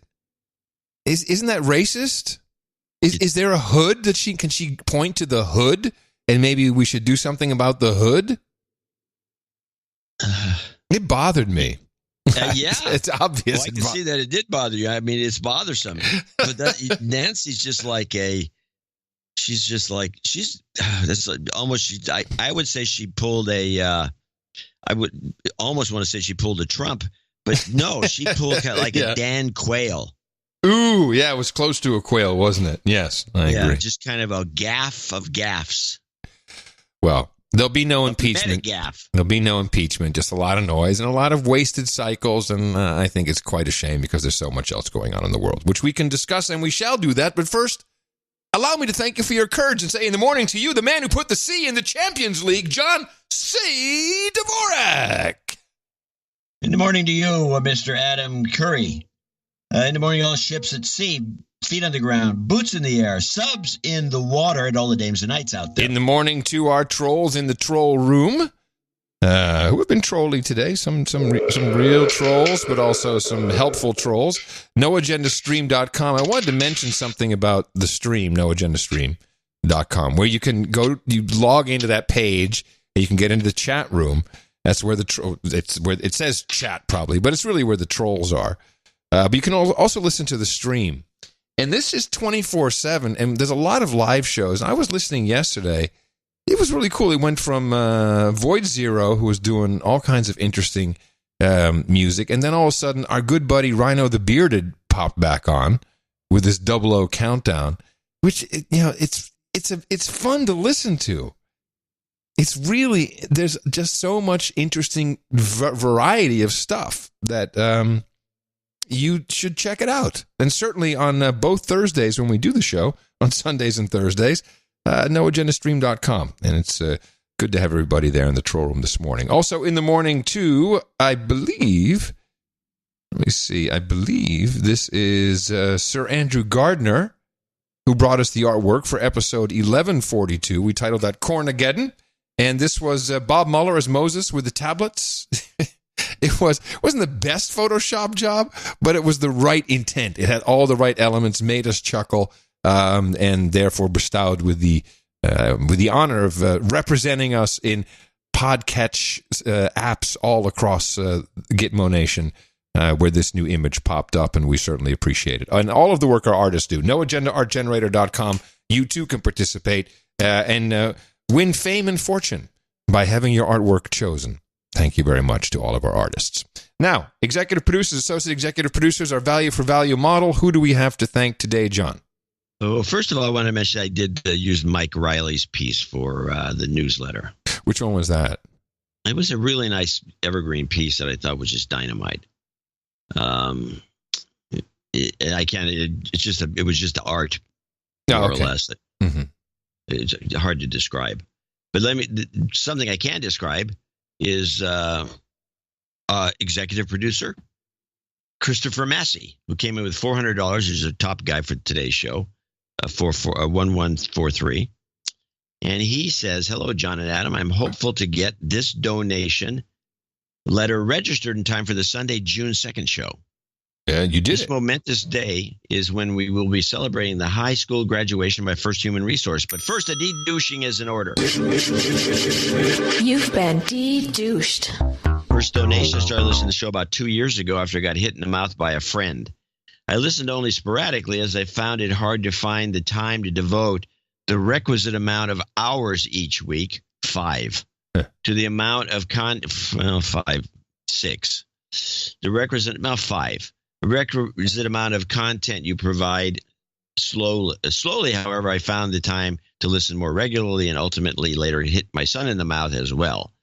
The recent deconstruction of the Russia-Trump carnival has been tremendous, and although I was really doubting Adam's theory about Mueller being a cover-up guy at first, I've come around to at least accept that it's a strong possibility. Okay. My son and I have spent a lot of time on the road. We are frequently traveling for his athletic tournament showcases and the like. It's been a tradition for us to throw on no agenda for our long drives, and we always find something to trigger a conversation, either right then or later on. He is now a regular listener as well, but he's leaving our nest soon in order to play sports at even a higher level prior to going to college. And I know we will both continue. What does he do? What kind of sports does he play? I'd like to know. Yeah. Ask politely to split this donation into half for me and my son. You do the bookkeeping. That's an easy thing to do. I'd love some of our favorite jingles. Goat karma for his next year. That's true because I say it to him all the time now. Yeah. Which is a real problem in most families. We have the issue here as well. Yeah. It's true. And who? And a full L Sharpton, resist we much. That's true. But resist we much. We must and we will much about that be committed. You've got karma. All right, Chris. Yeah, let us know what kind of sport your son does. So Jeffrey Steckroth, parts unknown, 393.93. What a strange time to be alive. Does this many dollars make you play the No Agenda anthem? Then he says, oh dear, I'm hammered. Sure it does. Please rise for your We don't play it often enough. Anthem. And you may sing along. In the morning, Gitmo Nation, we are all charged up to be human resources and servants in all lands and all ships at sea. From the east to west, down under to the lowlands and beyond. We are happy and distracted slaves. Hear our Gitmo Nation song. You've got karma. Well, there you go. Thank you for requesting that with a very short note, Sir Jeffrey. Beautiful. Love doing that. The Gitmo Nation National Anthem. Joseph Lisley, you think? L-I-S-S-L-E. Or Liesel? In New York. Maybe Liesel? Lisley could be. Liesel could be Liesel, but I think Lisley would make sense to me. 333.42. I'm a douchebag no more. He didn't ask for a de-douching, but he should be given one. No, we'll give him one. Sure, absolutely. You've been de-douched. I've been listening enthusiastically for 2 years now since my smoking hot wife hit me in the mouth, but this is my first donation, another first-timer. Yes, very good. Goat karma for our brand new human resource, the world, you two, and your fine work. Well, thank you very much. Here's the goat for you. You've got karma. And your brand new human resource. Do tell more. Mike Harrington, Sir Mike Harrington to most people. Grand Canyon, Arizona, 333.33. It's got to be a great place to visit, the little town. First, I wish to congratulate Adam on his recent marriage. I wish you and Tina all the best. Because I do not donate, I've not donated since last October, I request a de-douching. You got it. You've been de-douched. A lot of douching going on today. It's nice. Recently accepted a permanent position at the National Park Service in Grand Canyon doing the compost thing. And in honor of show 1117, composting people, I humbly request that my knighthood title be reverted. He has another title. To Sir Compost Ranger. Okay. Well, we'll put that in today's credits and put that right I think it's on there. I would rather deal with the vertical and environmental challenges of Grand Canyon compared to the grizzly bears at Glacial National Park, where I worked last summer. If anyone out there wishes to visit Grand Canyon, please stay away from the edge. Stop with the selfies, ladies. The shows have been phenomenal as of late, and I especially appreciate the attention given to topics no one else will cover. No agenda certainly helps to keep me sane and is essential to my well-being. As I like to hike around the canyon during my job, I cannot tell you how many hikers I've passed on the trail who look at me strangely as I burst out in laughter while listening to the download of the show. Whenever anyone asks why I'm laughing, I tell them that I'm reacting to my podcast and that they invariably presume I'm listening to some douchey and elitist TED Talk. In fact, we should make a separate feed for people who just want to listen to No Agenda covertly and have, and we'll call it TED Talk, but we'll misspell something, TED Talk, T-O-K, T-O-C-K, TED Talk. We'll have like TED logos, and so people, can feel safe listening to our show. Little do they know I'm listening to the best podcast in the universe. Please keep up the good work and know that you two both are very appreciated. I request jobs cover for all and a good old Reverend Al. Thank you for your courage. He's getting lunch at Chipotle. The tortillas in the race. Kim Kardashian, Sigourney Weaver, Russia. R-E-S-P-I-C-T. They're all jitty with it. R-E-S-P-I-C-T. There's no real conflict. Resist. We must. Resist. We must. We must. And we will much about that. Be committed. Jobs, jobs, jobs, and jobs. Let's vote for jobs. You've got karma. All right. Every time I hear that, I think to myself, I'm pretty sure that Reverend Al pronounces GIF like that as opposed to GIF. And that's why he said jitty. Yeah. Well, maybe. If we ever encounter him, that will be the number one question. If anyone meets the guy, ask him how he's pronounced. Show him the word. I'll write it down on a piece of paper. Don't say it. Just how do you pronounce this word? How do you pronounce this word? Don't say it. Just how do you pronounce it? And you think he'll say jitty. Bob Welsh is next on the list as Associate Executive Producer, 26252. Thanks, Adam and John, blank, blank. We're man and woman overboard, Bob and Belisa. Okay, pronounced like Melissa, but with a B. Coming back to the fray, we needed de-douching from many years back. Okay, let's de-douche then. You've been de-douched. Here's a contribution to further the work for the Adam Curry School of Dancing for Seniors. Woo! And for the upcoming John C. Dvorak cookbook for fake meat and farmed salmon. Ha! It's a beautiful birthday on June 21st. I'd like to get a goat scream, but that's true, a squirrel, and maybe a Hot Pocket so you can dredge it up. Congrats, Adam, on your recent wedding. Bob and Belissa. All right, and we'll throw some karma in there for you as well. Squirrel! Hot Pockets! Oh, wait. Let me do that again. I messed up the sequence. I can do that better. Gosh darn it. That's true. Squirrel! Hot Pockets! Yeah. You've got karma. Tight. Nicholas Robinson in Somerville, Massachusetts. Nuts. 20102. I humbly request some moving karma as I transition away from living in apartments and into my first house. Thank you for your courage and keep up the good work. Well, regards, sir. Yeah, congratulations, congratulations, Nicholas, on the new house. Here's your moving karma as requested. You've got karma. Love hearing that. Very good. Eric Roosboom. Roosboom. Krimpen aan de Lek. Krimpen, close. Roosboom, Krimpen aan de Lek. Very good. Roosboom. He's in the Netherlands. You can tell because of your my Netherlands voice. Outstanding accent, yes. $200. Netherlands voice. Hi, TM, John and Adam. After years of donating $5 per month, I'm getting closer to being knighted. This donation is a giant leap into this goal and a contribution to the best podcast in the universe.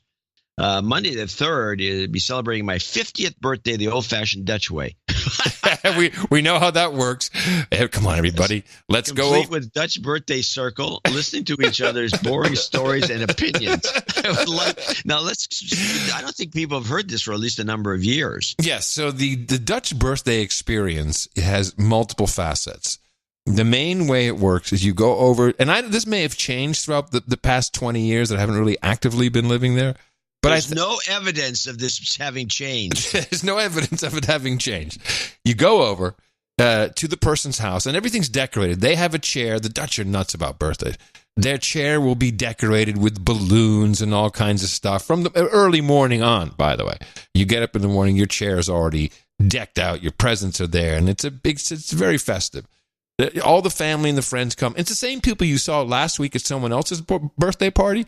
And then they have all the chairs in a circle in the living room, and we're all drinking and we're chatting and we talk about things like, morning wood, bad breath, your wife's bad breath. And it's the same stories and everyone kind of does it. The kicker, though, is when you go to the bathroom in a Dutch home, there will be a calendar on the wall, seat height for men and women. Women see the calendar more often. And the calendar is a birthday calendar. And you can see, because of course you're at the person's house, you say, oh, it's their birthday here today. You can put your own on, and you can also look ahead and see where the next circle will be. It's a wonderful cultural experience that I recommend to everybody only once. It sounds dreadful. No, it's really quite okay. It's really nice of the way the Dutch. I like the birthday calendar. I still think it's a great promotional item that It's a very funny idea. They should put some no agenda propaganda in there. Yeah, well, we should have get a rubber stamp. Here we go. A pocket rubber stamp that says No Agenda Show, the best podcast in the universe, www.noagendashow.com. Rubber stamp, pocket type, the kind you can put in your pocket, carry around. Stamp it on everything. That doesn't sound like it'll be very beneficial to the show. Oh, somehow. yeah. No, I don't think so. He would like to request a goat karma, Dr. Kiki and science and an F cancer. And he says, de groeten, is that what it's? De groeten. Groeten. Krimpen aan de Lek. Yeah, that's where he's from. You nailed it. Shut up already. It's science.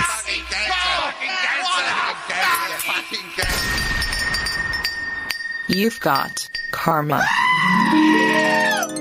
And that wraps up our executive producer list and associate executive producer list for show 1143. I want to thank all these folks for helping keeping the show alive. Yes, it is highly appreciated, particularly seeing everyone coming in with de-douching since they haven't been around for a while. It's nice to see that. Nice to know that people aren't overboard. Because there's really no other way we know. There's no way to check statistics. We don't know really how many people are listening. We don't care because we don't have to tell any advertisers. All we want is for you to be happy, for us to be happy, and to be able to pay the rent. And thank you to everyone who donated under the executive and associate executive producership level. We'll be thanking you coming up in the second segment. And these are, of course, very valuable titles. They are real production credits. You can use them anywhere credits are accepted. If someone calls you on it, questions it, we'll be happy to hop on the phone and vouch for you. And remember, another show coming up on Thursday. You can support us at Dvorak.org/NA. You've got it all. You know how the Dutch birthdays work. Go out there, propagate our formula. Our formula is this. We go out, we hit people in the mouth.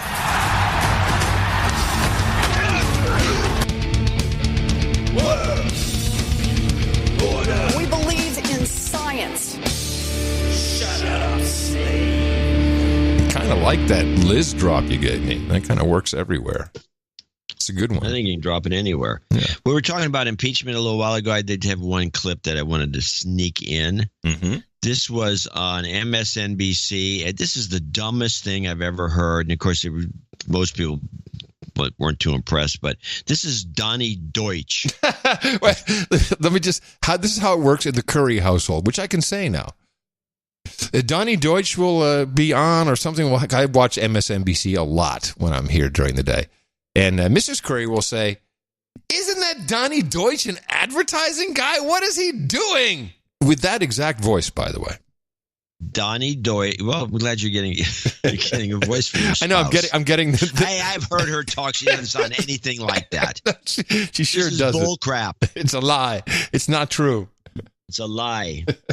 So Donnie Deutsch comes on, and he is a notorious. I don't know how he got this way. A lot of people they're beyond the pale when it comes to Trump hate. Yeah, and he's one of them. And it has to stem back from the guy. Trump has a insulting character most often. And I think in his years of being in New York and running into people in events. Well, being in New York, everyone's run into Donnie Deutsch back in his ad days. Everyone knows him. Yeah, so I think Trump ran into him and insulted him. Yeah. So he's still pissed about it. Now, here's what his thinking is about impeachment. And this is probably an interesting idea, but this is a little too transparent. I don't think it would work, and I think it would be condemned. But here's what he's going to say. Night Politics on MSNBC, Donnie Deutsch. So, Donnie, what do you make of this argument? This is the political argument versus the base argument, and you want the word impeachment out of the conversation. Explain that. I want to rebrand the fight. You have to fight. The Democrats have to fight, to the Rev's point. But you don't want to fight that you're going to lose. You're going to lose an impeachment fight for two reasons. Because Donald Trump gets to say, they're coming to take me away, they're going to take your president, and it's not going to go anywhere in the Senate. So you do look like sore losers, and you're setting up a losing fight. Does that mean you fight? Don't fight? No. You rebrand the fight. Step away from impeachment and change it to the Trump criminal investigations. Already brand him a criminal. You say Robert Mueller basically said he obstructed justice. We know that. That was a criminal activity. He just couldn't indict because of the guidelines. We know he's an unindicted co-conspirator with the Southern District. We know we're going to be looking at his taxes, his philanthropies. You, Nancy Pelosi, you, Jerry Nadler, you, Adam Schiff, you, Elijah Cummings, start and initiate the Trump criminal investigations. Impeachment may be part of it. Brand him a criminal already. You already had an AG that has gone on a branding exercise. The head of the judicial system went on a branding exercise successfully. The Congress needs to rebrand impeachment the Trump criminal investigations. Have him saying, I'm not a criminal. That is the simple winning fight. Rebrand it. Impeachment is not the right word for you. Rebrand it. Talking like an ad guy. Brother. Let's rebrand it, brother. So what exactly does he want? Does he mean by that? He wants to pivot. He wants to pivot. Yeah. All right. Pivot to what? I don't know what he wants. This is stupid. It's just like, let's rebrand and start.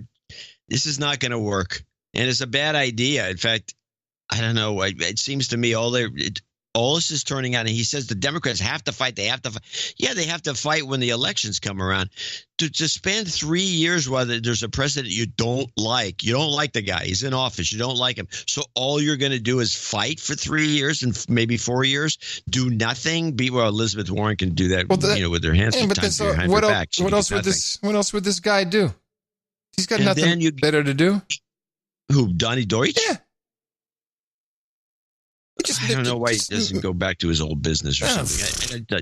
He's not an interesting character, but okay. Well, look, Donnie Deutsch, just to give you an idea, if you haven't seen, just like saying Donnie Deutsch. It's a pretty Donnie nice Deutsch name. reminds me. Donnie Deutsch. Yeah, he reminds me of Larry Coppold, who you don't know, I don't think. Anyone in the ad business will remember Larry Coppold, and he's one of these guys who either winds up being the creative director or the CEO or like president. That was always my favorite title. I always want to be the president of some organization and co-founder, because I co-founded it, and so I'm cool, but I'm president, so I have no responsibility. It's like I don't have a C title, do whatever you want. He's the president of stuff. And he's the guy who will go into the client like Oracle and explain his vision for rebranding their database product. That's what he does or used to do. And I see children from all over the world, and I see how Oracle is making the database bring joy to the children. And everyone goes, oh, yeah, Donnie, yeah, he's a legend. That's the kind of guy he is. Yeah. Well, I figured it out. John. They mocked him. Yeah. I'm going to move away from politics for a moment. Good. I figured it out. And now I really figured it out. And it was something we could have known. Tucker Carlson had a guy on this past week, and this guy's name is Luis Elizondo, and he is billed as former military intel officer, and I'm quoting the lower third verbatim. Former military intel officer. Sounds impressive, very impressive. And when I heard this interview about the Tic Tacs, the flying Tic Tacs, the flying saucers, all these Air Force pilots, military pilots coming out and being very open and not having an issue at all about talking about these very strange stuff. I mean, are they among us? Are the aliens here? Are they just flying around? I mean, it's flustering. So bring in the expert, the former military intel officer, Luis. Look, we have the most sophisticated weapon systems right now on the face of the planet, and we can identify not only a 737 or a MiG-25 or a F-22, we can tell you even what airline it is and the difference between the models of aircraft within that type of aircraft. So I think it's highly unlikely that a foreign adversary was successful in developing something like this. So let me ask you one last question. Do you believe, based on your decade of serving in the U.S. government on this question, that the U.S. government has in its possession any material from one of these aircrafts? I do, yes. Do you think the U.S. government has debris from a UFO in its possession right now? Unfortunately, Tucker, I really have to be careful of my NDA. I really can't go into a lot of more detail in that. Okay. But simply put, yes. Bullshit. Okay, let's just review that last minute there. Oh, Tucker, I really can't tell you too much. I will break my NDA. Listen to this guy. You think the U.S. government has debris from a UFO in its possession right now? Unfortunately, Tucker, I really have to be careful of my NDA. I really can't go into... Okay, so the question is, do you think the U.S. government has debris from an alien spacecraft? Tucker, I really can't... It's my NDA. It's my NDA. It's more detail in that. But simply put, yes. Yes, simply. Okay, so I guess I can break my... This guy is full of shit, so I go look him up. Luis Elizondo, former employee of the Office of the Undersecretary of Defense for Intelligence.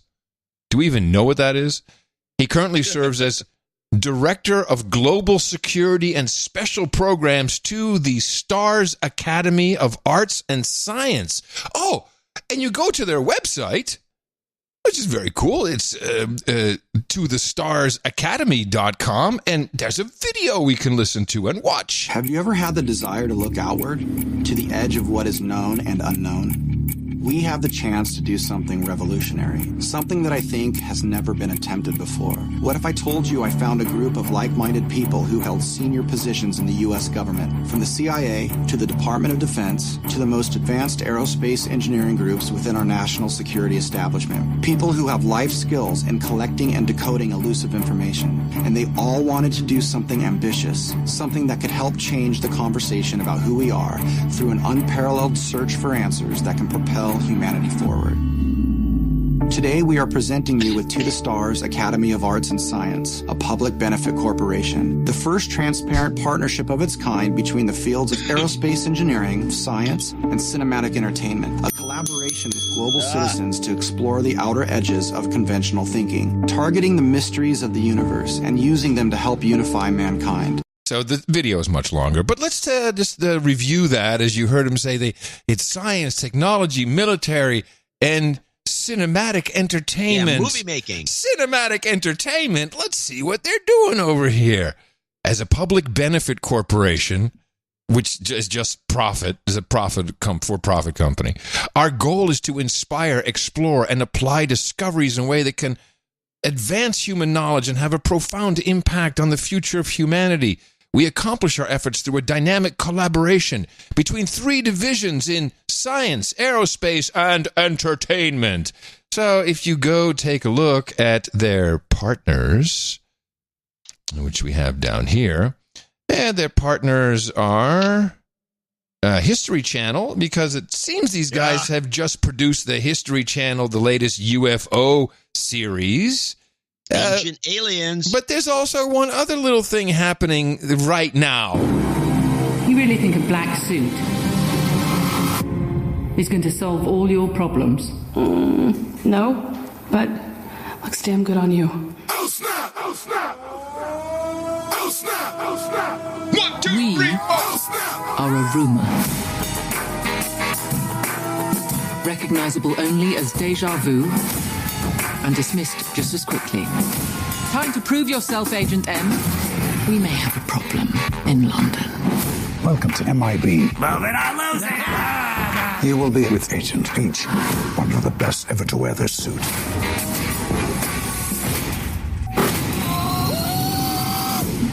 We are the Men in Black. Looks like the tables have turned. That's right, out in theaters just now, just in time for all the hype. Men in Black International. Yes, another massive box office bonanza money-making movie with some advice and some consulting from the ToTheStarsAcademy.com. This whole thing has been about a movie promotion from the get-go, and we missed it. Well, I don't think we missed it. We didn't bring it up. I don't think that's it either. I mean, this whole Tucker Carlson thing, was it even promoted on there? What, the guy comes on, he does a crap job of promoting his Well, no, back up. All of this, let's go back to these stupid Tic Tac videos. That's all in promotion of the movie. It's not just this guy. Okay. The whole thing has been a setup, like we always say. This is something I think some producers have noticed about us. We used to more thematically do this, point out that just whatever's being publicized and all over the news is just a prelude to some crappy movie. And we have not really made a point of doing that as much as we used to 5 years ago or 6 years ago. Right. And I think that's valid. I think this is what it's all about, particularly when I see this guy showing up everywhere. He's talking about the little blips. And he was. And I have an NDA, but yeah. But yeah. And let's see, what does it show here? The Luis Elizondo reveals details about Pentagon's hidden UFO program in stunning New York Times front page expose. So he New York Times gave native ad. Yes, exactly. The whole thing is one big native ad. Yeah, for the movie. Yeah. Is that a reboot movie or is it a new extension? It's not with Will Smith. It has new young hip actors, and it also has what's his face? As opposed to Will Smith. Yeah. What's his name? The Liam Neeson. Liam Neeson, does his son get kidnapped again? What's the deal? No, he's playing the Tommy Lee Jones, kind of like the older guy showing the younger kid the ropes. That's the format of the movie. But I can't tell you, John, because I don't want to break my NDA. So yeah, you don't want to be a spoiler. Can't tell you too much about the movie. So there it is, everybody. Even I was confused. I thought, well, maybe it's about the next phony space launch. This is more of a mea culpa than it is an actual. Okay, that's interesting. I think you're right. Somehow we've missed out on the. We don't do this enough. I think somebody said to us, and we should be more alert. Yes, and that crap movie, the Hollywood influence. The Hollywood influence. And as you know, we believe in science. So just want to make sure that we're on the up and up. Yeah, of course we do. I have an interesting, and this is something that normally we wouldn't cover. Although I have a thesis that some of these events, that many of them which could be described as false flags. I think there's good reason for it because the script issues. I have a couple of clips on the Virginia Beach gunman. This is the big story that broke on Friday, I think. Yeah. Some guy gunning just from across the streets, just shooting people randomly like a maniac. But he worked there, no? Yeah, and he was a worker. Most of this is covered in this NBC report. Let's start with part one. Shot fired. Witnesses said a man was firing at the Public Works building next to City Hall, part of a sprawling downtown city government complex. Shooter on second floor. Detectives coming through the garage Sally Port. As first responders flooded in and city employees ran out, police stormed the building and found what they said was a single gunman who was subdued and taken into custody. The suspect entered Building 2. He's a longtime employee of Public Utilities, and he immediately began to indiscriminately fire upon all the victims. No. What? Does it end there? Yeah, 32-second clip. That's all I got here. Oh, my God. This is the karma you get for saying my stuff don't sound good. Yeah, I don't think so. But let's go to the Virginia. Okay, I still have, luckily I saved part of it. Virginia Beach gunman 2. This is the final of this. At least 6 people were rushed to local hospitals. One man who was inside saw a shooting victim on a flight of stairs. She could have been shot in the chest. She could have been shot in the head. Who knows? We don't know if she was on the stairway coming up or going down, but she was on the stairway. City workers in nearby buildings were warned to stay away. We heard shooting, but we didn't think it was that close, like in proximity of the building. This is the most devastating day in the history of Virginia Beach. The people involved are our friends, co-workers, neighbors, colleagues. As police went room to room to make certain it was over, city workers waited for word on their fellow employees, still in shock at a deadly turn to the final hour of the work week. And Pete joins us again. What an awful turn of events. What more do we know about that firefight with the suspect, Pete? Well, police say that one of the shooting victims was a police officer, but they say his life was spared by his bulletproof vest. They're not saying anything tonight about the motive of the gunman who was killed in the shootout with police, Kate. All right, Pete, thank you. Okay. Well, here's what was left out of the first clip, which is as they continued on that, is part 3. Found what they said was a single gunman who was subdued and taken into custody. Yeah. You didn't. This is what I was hoping for. You didn't notice the difference? Well, the different. I'm a little confused now. The difference between 2 and 3, you mean? Yeah. Let me listen to it again. Don't say anything. At least 6 people were rushed to local hospitals. One man who was inside saw a shooting victim on a flight of stairs. She could have been shot in the chest. She could have been shot in the head. Who knows? We don't know if she was on the stairway coming up or going down, but she was on the stairway. City workers in nearby buildings were warned to stay away. We heard shooting, but we didn't think it was... Wait a minute, didn't they kill the guy? Wasn't he one of the victims? Isn't that what it... Well, I'll listen now. That's probably what it is. That close, like in proximity of the building. This is the most devastating day in the history of Virginia Beach.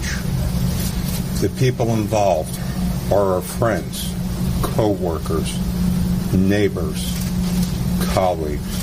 As police went room to room to make certain it was over, city workers waited for word on their fellow employees, still in shock at a deadly turn to the final hour of the work week. And Pete joins us again. What an awful turn of events. What more do we know about that firefight with the suspect, Pete? Well, police say that one of the shooting victims was a police officer, but they say his life was spared by his bulletproof vest. They're not saying anything tonight about the motive of the gunman who was killed in the shootout with police, Kate. Pete, okay. Yeah, there we go. And then this clip found what they said was a single gunman who was subdued and taken into custody. Yeah. And we also... This, by the way, I want to say a couple of things. This was in this exact same report. That's crazy. He said, that it's the same reporter, Pete, saying that he was taken into custody in one hand and he was shot and killed in the other. And you wonder why people think this. And then you listen to the mayor talking like a robot. And there was a woman there that was talking like a robot. You wonder why people get upset with the news media. Yeah. This just looks like some bull crap. Was he shot or was he taken into custody? Eventually, the shooting stopped and police were able to confront Craddock in an office. They broke down the door and engaged him with fire. When the shooter was subdued, 36 minutes after the first call to police went out, officers attempted to render aid to save Craddock's life. He died on the way to a nearby hospital. That's the story I have from Wappo. That would be the way you'd modify this mess. And the guy's name, does he have 3 names? Do we have a first, middle, and last name? No. Dwayne, is that his first name? Dwayne? Dewayne? Yeah, Dwayne is a name. As in Dwayne. Not Dwayne, but Dwayne. It's often in the black community when they use the name Dwayne. Well, it's pronounced Dwayne. No, the shooter was black. Not Dwayne. The shooter was black. It's Dwayne. Yeah. Okay. Yeah. And it's Dwayne. Well, yeah. It's when I'm reading it, it's like Dwayne, but yeah, it's Dwayne. Of course, no, it's not Dwayne. I'm sure it's not pronounced Dwayne. The black community has the name Dwayne, and it's pronounced Dwayne. Could you please tell me where I find this community that you speak of? Yeah, I'm living right next to it. It's in Oakland, and I know a lot of people, and they use the word Dwayne, and the word Dwayne is very common around here. I went to school with a Dwayne in West Virginia. You pronounced it Dwayne? Dwayne, yes. He was cowed by you whiteys. I was the white shadow. What are you talking about? It was me and all the black guys. Tyree, Dwayne, Nelson. Come on. But you may be right. Yeah, it could be either one, but the point is that taken into custody is not the same. It's not the same as being taken to the hospital and dropping dead. Yeah. So what you're saying, the way you set that up is saying, well, this looks phony baloney because ... But then what would the reason be? What agenda needs to be moved forward other than it's not just crazy white guys who do mass shootings? Well, I have no idea. All I know is it was a botch in terms of the presentation. Yeah. You can't present a story like this and say the guy was taken. No. He was, talked down and taken into custody, and then at the end saying he was shot and killed. It's just, my point is that you can see why people get suspicious when you see this report by the same reporter, and he's botching the story as you go along. This is network. These guys get paid a lot of money. Yeah. This is not like local news where they're getting fed all kinds of different things and they have to piece it together because it's maybe native advertising. We don't know. Right. But this is like the big time. And it's just, you hear this stuff and you just befuddling. At least I was confused by it. Yeah. I honestly, I kind of tuned out from it. That's what happens all the time, which is why we got to stay on it. Yeah, we got to stay. No, you're right. We got to stay on these things. Because the idea is you get the blows by and then you just fall asleep. It's very somnambulistic. This type of reporting is and you have these boring guys. They got a microphone in somebody's mouth going ba da ba da ba. That just puts you to sleep. Of course it does. Well, what I saw as the news broke was, there you go, white horrible. I'm sure it's another crazy white guy, Republican, MAGA. That's what you saw on the social media. And then it became apparent that this man is from, as you would say, the black community. And now, and I also, just in fleeting, I remember hearing someone say, I'm only going to mention his name once, never again. And that's always a red flag to me. Like, you're never going to mention his name again. Okay. But seems like people are dead, John, so I don't know I don't know. I'm not saying it's a false flag, but it seems to be scripted in some funny way. Possible. Well, and I don't know, and I agree. I don't know what the point of it would be. How much does Sarah Sanders make? Speaking of making a lot of money, she's got to be up in the $184,000 range. Isn't that kind of the top scale for someone of her stature in presidential PR? I would guess it would be something like that. Well, she should give some of that back. The president's number one responsibility is to protect Americans. Bullshit. Sarah, it is to defend and uphold and protect the Constitution of the United States. That is his oath. Yes, protecting the citizens falls under that, but that is not the oath, and you should know better. Shame on you. Shame. Yeah, this will be when this show is ended in 35 years. That will still be a running gag. 35 years? Are you sure? So now I have talking about. I consider this a 9-second clip. This is what I consider MSNBC's whole problem rolled up into a kind of just a nut. This is the sick analysis of the situation by Lawrence O'Donnell. 2019. Most Americans say they definitely will not vote for Donald Trump for re-election. Most Americans disapprove of President Trump in his job performance and always have. So, especially during that election thing. Yeah. So why are the Democrats? Why are they even concerned over at MSNBC about the 2020 elections when most Americans will not vote for him? Period. Yeah. And they don't like him. Yeah. So what's the problem? Just get to 2020, put your person in, whoever it is, and they'll obviously kick his ass. Right? Yeah, but the problem is they don't have that someone. They have no one. They have no one to run. It doesn't matter. Everyone hates Trump so much they can run anyone. It's so insulting to watch this stuff. I know you must hate it too. I don't watch it. I rarely watch it. It's really hard to watch these days. And you want. So now he's going over to the UK. I guess he's doing a do-over of his royal visit. And he's probably going to go gloat in Theresa May's face. Told you that's not the way to do it. Kagan! Oh, she appears once again, Victoria Kagan Noodleman, interviewed on the BBC regarding Trump's United Kingdom trip. Wait, stop. You're telling me that this woman who has been out of the scene for ever since Obama got done with, why is she being interviewed by anybody? Why aren't they interviewing you? Well, I think when you hear this 49-second clip, it'll become very apparent because she says things that I never would. Thank you very much for joining me. What does Trump need to get out of this visit?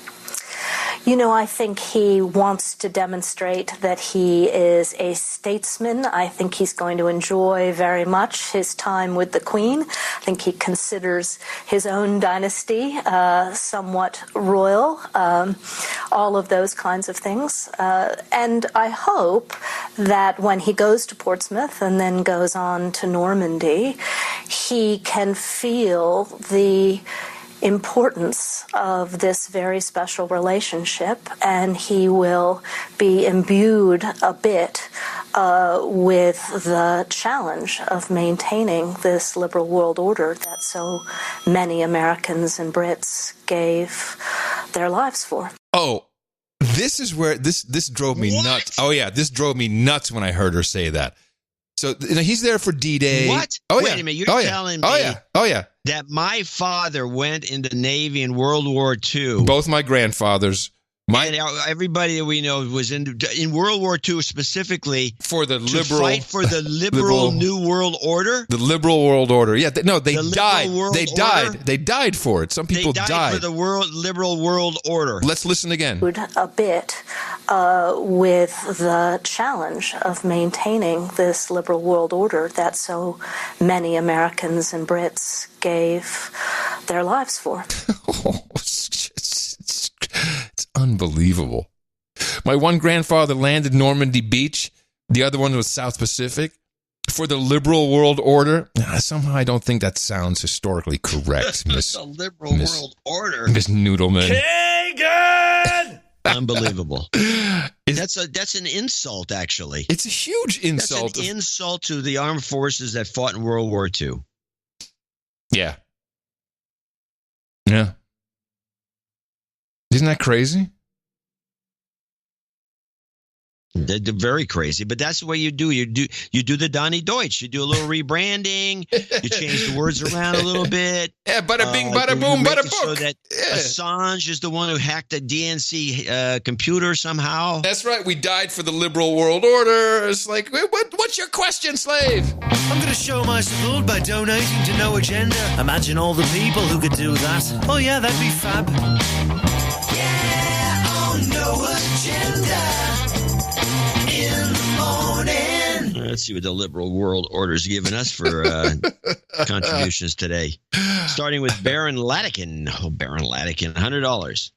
Sir Chris Gray of the Isle of Wight, 8888. He's got a birthday of some sort coming up. It's his. Yeah, the show day. That's right. Devin Wood, 6190 in Elko, Nevada. He needs a de-douching. Okie dokie. You've been de-douched. Putting some health karma at the end for people with Crohn's disease. Yes. Not good. Christopher Depp, Georgetown, New York, 6119. First-time donor. Another de-douche. This is the first-time donor. Whoa. You've been de-douched. It's a first-time donor show. Sir Daddy Cast, 6119, which then, by the way, 6119 was the gimmick donation for this show. And we got 4 people that thought it was worthwhile. Well, here's no Marilyn Monroe send-offs. I didn't understand the Marilyn Monroe send-off. It was her birthday. Oh. And she'd be 93, if you can imagine. I thought it was funny, but nobody else. Yeah, but whenever you open up about, on this day in history, and then, I can just, you're in Wikipedia, I'm like, what was it used for again? Farmer's Almanac. Oh, I'm sorry. The Farmer's Almanac. Yeah. I think you should have just focused on Marilyn Monroe. It's like too many things in there. Maybe. Okay. It's when I'm panicked. I can't, and I know you're not. You're telling the truth. I'm panicked. I'm going, panic. oh my God, nobody's going to buy this. No one's going to support the show. Gimmick that we had besides your wedding, which wasn't really a gimmick, but the last good one was the Fibonacci number. The best gimmicks, the best ideas for donation segments, I will say this for people who are reluctant to bring it up, it's when one of the producers comes up with some screwball idea that's so off the wall, like the Fibonacci number. Yeah, that stuff usually works really well. It usually works like a champ. I can kind of put the wordage around it and maybe sell it a little bit, but coming up with it from scratch, newsletter after newsletter is not. Can I make a recommendation? You can to the newsletter department. Yeah. Why don't you tell people that if they appreciate the work, they should send some value for it? I've done that. It doesn't work? It works about as well as the long essays I occasionally incorporate. Okay. All right. All right. I mean, if I put actual content in the newsletters, which I'm obliged to do by law. It goes into spam. It goes into spam. Oh, my God. We have a promotional thing with content. Spam alert. All right. The Google say, send it to spam. Yeah, that's exactly how it works. All right, so we have Sir Daddy Cast, 6119 for kind of commenting on the puppy eating the kitten picture that was in the newsletter. If you missed that, you missed out. Sir Joshua Thibodeau, 6119, haven't donated since my knighting. He needs a secondary de-douching. You've been de-douched. And he would like some human resource karma for his wife and himself. So we'll put that at the end, of course. Yeah, so we have some, what was the other one I said we were going to do? I forgot. The Crohn's disease karma. Matthew Cole Perricone, or Perricone. That's how it's pronounced. Matthew Cole Perricone, 6119. Pete Federici, yeah. He needs a jobs karma, job offer on Monday. So, we'll roll that out for you. Leo Coca, probably. Could be Cocha, but Coca, I think. 5143. Goes down fast. He says something interesting here. Australian property bubble about to pop. Stocking up on popcorn. I guess he'll be sitting back, kicking back, relaxing, and watching. All right. It must be short. James Scott, 51. Wants to congratulate you on your wedding. Thank you. He found an interesting clip. We'll look at that later. Obviously, can't do it now. He does say you guys have been a godsend in a very rough year for me personally. Only wish I could donate more. Now, thank you. This whatever. It's whatever you can support us with is good, and I'm happy that we've been there for you this year. Now, $50 donors, name and location, starting with Aichi Kitagawa over here in San Francisco, Michael Janowski, Esmeralda Gack, Cassidy Eastwood, Sir Eric VM, the Baron of the Valley, Jeremy Cartwright in Rockford, Illinois, Andrew Oxenham, who's I would expect to be in the UK, but he's not. He's in the United States. Bradley Ledden, and that's it. That's all we got. Very short list here, thanks to the fabulous promotions. Well, and as for doing it Marilyn Monroe only, she got nothing, so it probably wouldn't have done that well. I said it was only a suggestion. I do not have, nada. I don't know how to run I run the production department. I don't run the newsletter department, editorial. What was nice to see is that we got a lot of people coming back requesting de-douching since they haven't donated in a quote-unquote while, but some of them a significant while. So, yeah, low today, but I'm also really pleased. I'm pleased to see that people are still here and they still benefit from the value we give them in the value for value system that we have created here together. In our 11th season. I like saying this. Our 11th season now on the air.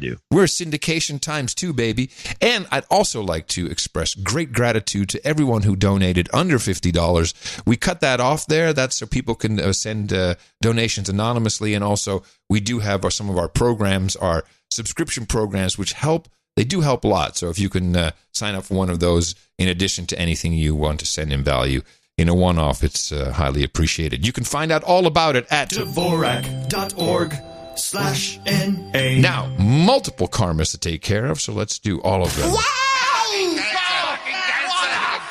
Jobs, jobs, jobs, and jobs. Let's vote for jobs.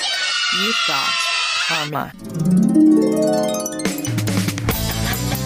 It's your birthday. Well, we got it. It's the 2nd of June, 2019, a brand new month, and we got a couple birthdays that we'll be celebrating. Bob Welsh says happy birthday to his wife, Bialisa, like Melissa with a B. No, Belissa. There you go. She celebrates her birthday today. Sir Chris Gray also celebrating his birthday today. Eric Rosenbaum will be 50 years old tomorrow, and Devin Wood celebrates his 19th on June 4th. Congratulations. Happy birthday from everybody here at the best podcast in the universe. Come gather round, douchebag, producer and slave, as we all thank your brothers and sisters who gave, and some of them nights, some of them days, for the titles never changing. Today, one title literally changes. That is Sir Mike Harrington. You heard him earlier, and he has changed his title to Sir Compost Ranger. And we welcome these title changes for whatever reason. It always makes propagating the formula that much better when you have a snappy name. Make sure to add it to your Twitter, Sir Compost Ranger. No nightings, but we do have a list of our meetups. Reminders that today, Sarasota, Florida, will be meeting up. People are tweeting out pictures of these meetups, and some of them are, there's smaller ones because it's just the first time in the location. Everybody seems to have a good time. It's. What was I thinking about? There's some comparison to. I was watching a flash mob the other day, you don't see them anymore. 2015, I think it was Australia, and it always makes me smile to see people who have rehearsed at home and don't know each other, but have participated in something, come together, and then it just all kind of flows, and they're all dancing and the coordinated moves, and it gives you a great feeling. Do you know what I mean? Is that weird what I'm saying? Yeah, it is weird, but at the same time, I know what you mean, and it's different because after the flash mob, those people never talk to each other again. Most people who go no agenda meetups actually make friends, and a lot of them stay in contact for a long time. That's what happens in Michigan. And I think that same moment, though, when they come together, it's like, oh, hey, we all kind of are open-minded, and we listen to the same show. We have different opinions, and it seems to work very well. And exactly as you said, people like to stay in contact afterwards and do repeat meetups. So today, Sarasota, Florida, June 6th, Seattle, 7th, Toronto, June 8th, Oklahoma City, Knoxville, Tennessee, June 9th. And here's what's cool.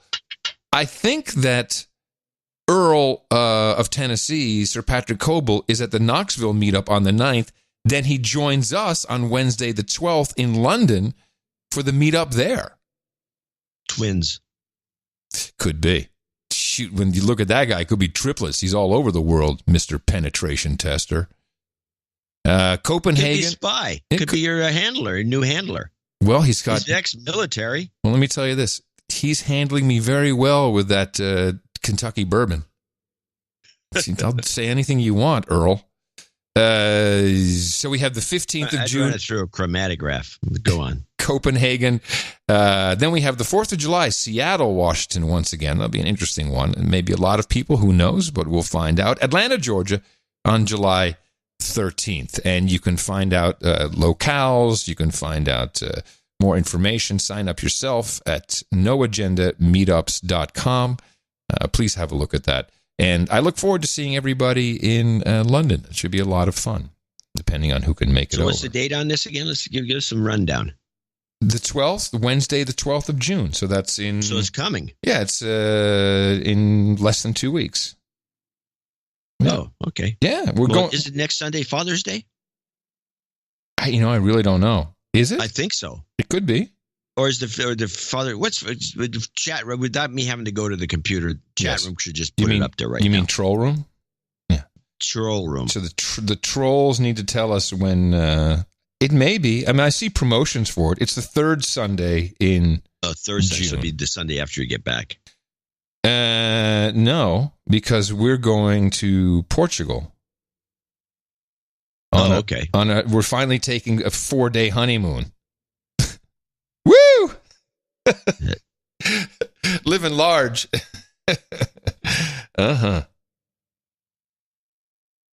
Okay. All right. Well, hold on. I got some stuff. I've got a couple more things. No. You can't be done. I gotta throw some stuff your way first. You were the one who reported on Lori Lightfoot, the new mayor of Chicago. Do you remember? Right. Yeah. Vaguely. In fact, you put the wrong picture of the wrong woman. Yeah, I used the wrong picture of the woman. Newsletter. Yeah. It's a picture of her at a distance, and they looked similar from 1,000 feet away. But okay. I got slammed. I got butt slammed for doing that wrong picture. Well, at first glance, I think we both are kind of like, oh, what is this woman going to do? She's going to run Chicago? Okay. Then I heard her talk, and this is on the Chicago Way podcast with, what's the guy's name? John Cass. It's a good show if you're from Chicago, which I'm not. And he asked her about the Chicago Way and what she was going to do. And I liked her answer. She may be extremely good for the city. Talked about, you define the Chicago Way. How do you define it? Well, I think of the Chicago Way as this notion that you have to give to get. That it's understood that in order to actually get access to basic city resources and services, you got to go through this kabuki dance with aldermen, kiss the ring, make the donation, on and on, hire the kid, on and on and on. That's the old Chicago way. I think the new Chicago way that I'm trying to forge is one where if you're a resident and you're a taxpayer, you're entitled to great services everywhere. What? No matter where you live, no matter your zip code, no matter who you know, you don't have to go through these extra steps to be able to get access to basic city services. And I think this is a lesson from the Burke indictment, that city workers are actually able to do their jobs without worrying about political backlash because they haven't pleased the local fiefdom and the local alderman. That's the city government that I aspire to. And I think we can get there. It's going to take time, but I think we can get there. So I don't know much about Chicago politics, but I saw the series Boss at one point with John Goodman and all these aldermen and these council dudes and everything, and she's going to break that up. That seems like a pretty tall order. Well, it's well established. Mm-hmm. The resistance would probably be quite high to it because people like it. It's Chicago. It's a Chicago way. I mean, the Chicago way, in a nutshell, is when you get pulled over for speeding, you hand them over your driver's license in a little sealed thing. It's like not just a license bear, and in the back is $100 bill. And that still works, huh? I believe so. I just flashed my PBA card. from 1987. I found it the other day. You were a professional bowler? Yes, right. No, the Police Benevolent Association. Oh, yeah, they would laugh. Unless there's 100, a hundo, you're not going to get very far in Chicago. Oh, Curry. Wait, were you on MTV once? That's 2 hundos, bro. That's no good. So we'll go from one city to my 2 other favorite cities. Let's hop off that Armageddon cliff first. San Francisco homeless have a new gambit. Yeah, passing by these things, if you did not know to look up, you probably wouldn't even notice that they were here. But neighbors tell us that this all started right around February when one of these tree houses went up, and then a couple months later, now we're up to 5 or 6 of them. Hello? Here in Fremont, ingenuity and desperation have brought us to this. Half a dozen tree houses nestled high up in the branches of a row of eucalyptus trees in an industrial park where they have been for months. Getting into the structures is no simple task. Some of them are 3 stories high. This one has a makeshift ladder, albeit with rungs sparsely attached. Climbing up is a lot like solving a puzzle. Once inside, you get a better look at the craftsmanship. Whoever did it likely has some experience at construction and access to power drills, cross beams, support beams underneath, and support straps above. Trash? There's a spot for that too. Neighbors tell us they use scrap wood from nearby discarded pallets. The result is remarkable. But it looks like they won't be here for long. Crews have spent the past few days trimming and cutting off the lower limbs, and they are closing in. I think it's actually what people would benefit from if we had the right knowledge of trees and whatnot. Yeah, there's your typical Fremont resident. Well, let's start by mentioning Fremont is not San Francisco. That's correct. I take that back. There's less opportunity because there's not that many trees left in San Francisco because of the human excrement has got too much nitrogen in it. I do love the treehouse idea, though. Well, it's just the next step to Shantytown, which is where we're headed. Well, that's my next clip. This is Los Angeles, and it was fun to see Dr. Drew Pinsky show up and talk about his fear for the city he lives in. We have complete breakdown of the basic needs of civilization in Los Angeles right now. We have the 3 prongs of airborne disease. Tuberculosis is exploding. Rodent-borne. We are one of the only major cities in the country that does not have a rodent control program, and sanitation is broken down. We had a typhus outbreak last summer. We will have a typhus outbreak this summer. I'm hearing from experts that bubonic plague is likely. It's already here. We'll get onto the rat fleas. And then now finally we have this oral fecal route contamination, which is typhoid fever. 3 cases. 1 confirmed, probably 3. This is unbelievable. I can't believe I live in a city where this is not third world, Laura. This is medieval. Third world countries are insulted if they are accused of being like this. No city on earth tolerates this. The entire population is at risk. And God forbid if measles, this is a population that's suboptimally immunized. If measles gets in, I just have an image of myself on my knees in the gutter tending to people because this summer is likely to be a very profound problem. And there's a very bizarre thing going on where the government is somehow insisting that housing is the problem when in fact we have chronic mental illness, we have addiction, we have people who don't want to leave the streets. They literally won't take the housing if we give it to them, and that's the population that's vulnerable and is going to get so ill this summer. It scares me for their well-being. Listen, Laura, I need your help. I want to pierce their shield of qualified immunity so we can go after them for reckless negligence. This is disgusting. It is reckless negligence, and we have to have a solution to this. Bubonic plague. Well, there seems to be some sort of the competition between Los Angeles and San Francisco never stops. It's at all levels. they keep wanting to win, don't they? And I would say that Los Angeles has an edge. They have they're more sprawly, so it's more like Fremont, actually, coincidentally, in terms of the way it is as a city. San Francisco is more centralized, more like an old-fashioned place.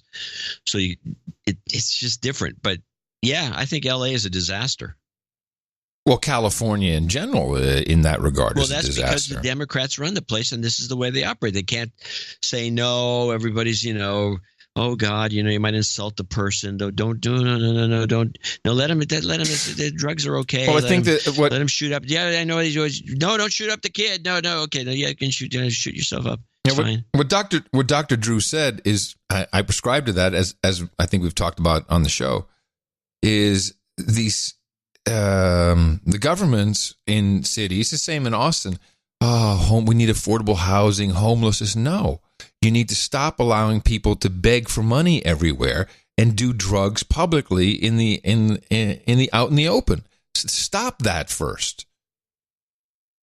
This is a lifestyle choice. It's not just homelessness or unaffordable housing. It is a complete lack of wanting to do it. This is their life. And if you're on drugs, your life looks pretty good when you get your whatever you need. Until it doesn't. Then you go stand on the corner, get some money, rinse, repeat.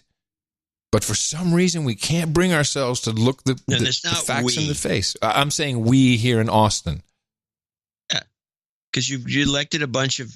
Yeah, douchebags. Totally. Douchebag Democrats. Yes. No offense to the Democrats at large that listen to the show, but come on. Well, the mayor... When are you going to get a clue about this? Yeah, Mayor Adler... Well, you know what? That's the problem. People don't care. And it's the same that I saw in San Francisco. I didn't see it in L.A. as much when I was there, but San Francisco, I stepping over the same 3 people coming out of my apartment every single morning. I didn't like it at a certain point. I'm like, this is not okay. People they don't care anymore. They just don't care. They don't care. Do you really care, John? I mean, seriously, you care? You don't care. I care. I'm a caring guy. Yeah, but you don't care to do anything about it. You're not protesting. You're not up in arms. We're doing this podcast. That's something I believe it's there's not a positive much. Force. It's not much. You're trying to change. Rebrand it.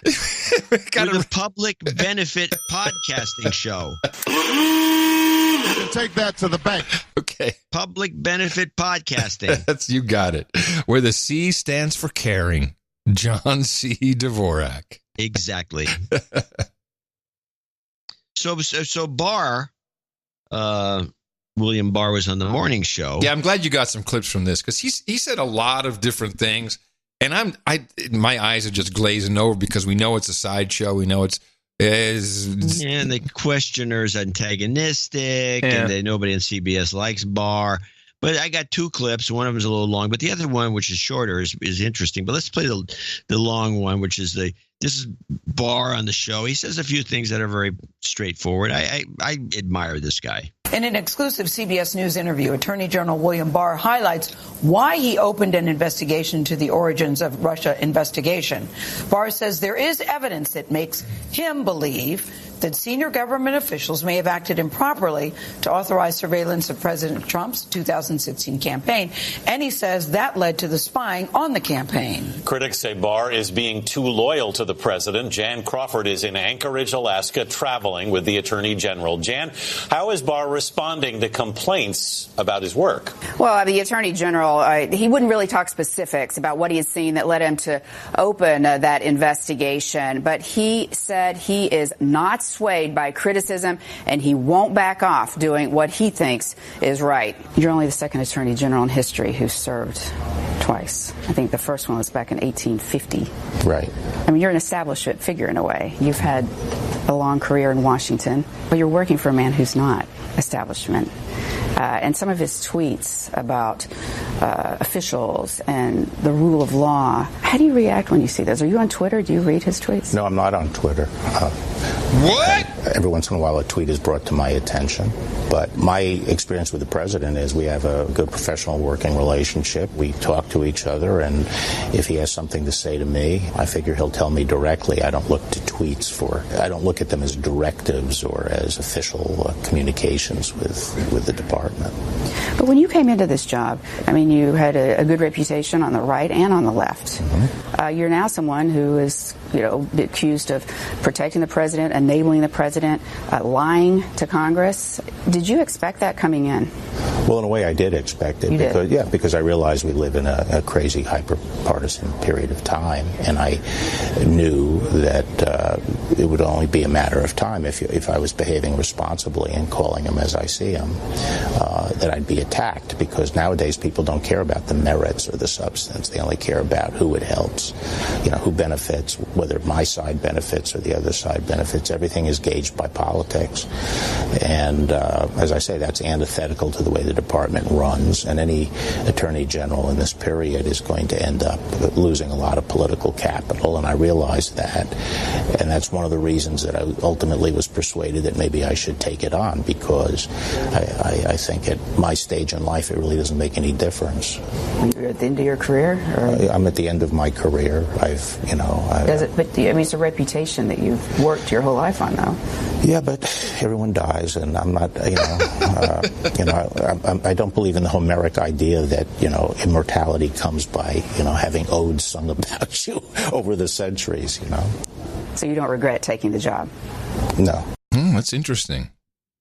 I love this guy. Everybody dies. I just want to give you a rundown on our hero Mueller, just so people get put it into perspective. What he will take to the grave. He kept 4 innocent men in jail for years. One, in fact, for 35 years to protect Whitey Bulger. 4 years he kept them in jail. This was in Boston, I guess. 9/11 happened on his watch. He bungled the anthrax case. The guy who was blamed, one guy killed himself. And then we had Stephen Hatfill. He wound up suing the government, paid him millions in compensation. The Boston bombing, framing Ted Stevens.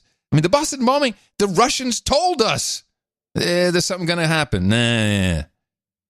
And this is when he was all FBI. Yeah, Ted Stevens was framed. Yeah. Oh yeah. Yeah, the senator from Alaska. Totally. And then killed. Yeah. Totally. So Mueller is a failure. No. Well, depends on your perspective. This is a good point. He's either batting 1,000. Batting 1,000, the way I see it. I think you're right. I take that back. Wow, that guy's good. Well, I'm talking about being a screw up. Let's listen to part 2 of this Barr clip. Jan, what did the Attorney General tell you about why he decided to summarize the special counsel's report rather than release it when he first received it? Well, I mean, that was some news there. I was surprised by some things he talked about on that as well. I mean, that was not the plan. He had asked the special counsel's office over a period of weeks and was led to believe that the special counsel's office was working to identify that sensitive grand jury material that could not be released by law to the public or to Congress. So he expected the report, when he got it from the special counsel, to have that material identified so that he could quickly turn it around and release it pretty much in its entirety. When they got the report at the Department of Justice, none of that material was identified, to his surprise. But he said the public wouldn't wait weeks while they figured out what that was. He had to get something out quickly. People were, camping out at the Justice Department. The media, intelligence officials were wildly speculating, as he put. So he released that summary. He said it was never intended to go in the nooks and crannies of the report while they worked to identify that grand jury information. But that was not the plan. And if he'd gotten what he thought he was getting from the outset, that 4-page summary wouldn't have been necessary. It's true. That was interesting. It's true. Anyway, so he was like, there's another Mueller black mark. Or not. Or not, yes. Perspective. The Bilderberg Conference should be wrapping up after a weekend of festivities at Montreux. Right on the lake there with the smoke on the water. And of course, we identified that Stacey Abrams is in attendance this year. Yes, and we discussed why, and although we perceive this to be generally a drinking club, I do want to remind us that in 1975 there was, of course, a Bilderberg meeting, and there was an unknown, pretty much unknown governor from Georgia who showed up, and the next year he became president, and that was Jimmy Carter. And he was, at the time, invited to the Bilderberg conference. So the parallels are interesting. To have Georgia, Bilderberg, election next year. Still think it's possible that some crazy way they're going to try and run Stacey Abrams. I know you don't buy it. I'm not even close to buying it. But how much worse could it be than Gillibrand? I mean, it's like... Well, Gillibrand's is a red herring along with the other single issue people.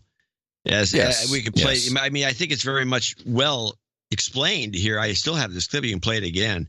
The Mark Shields clip where he explains just in great detail about Gillibrand. I mean, maybe you shouldn't. No, I think I'll it's get clear. other good clips from him. No, I'd like the whole single issue voter as a test. I think that makes sense. I do have a quick few. I don't know that Abrams has any issues or even is being considered. I mean, it could be the 2020 thing. It's possible. She has to run against Gavin Newsom.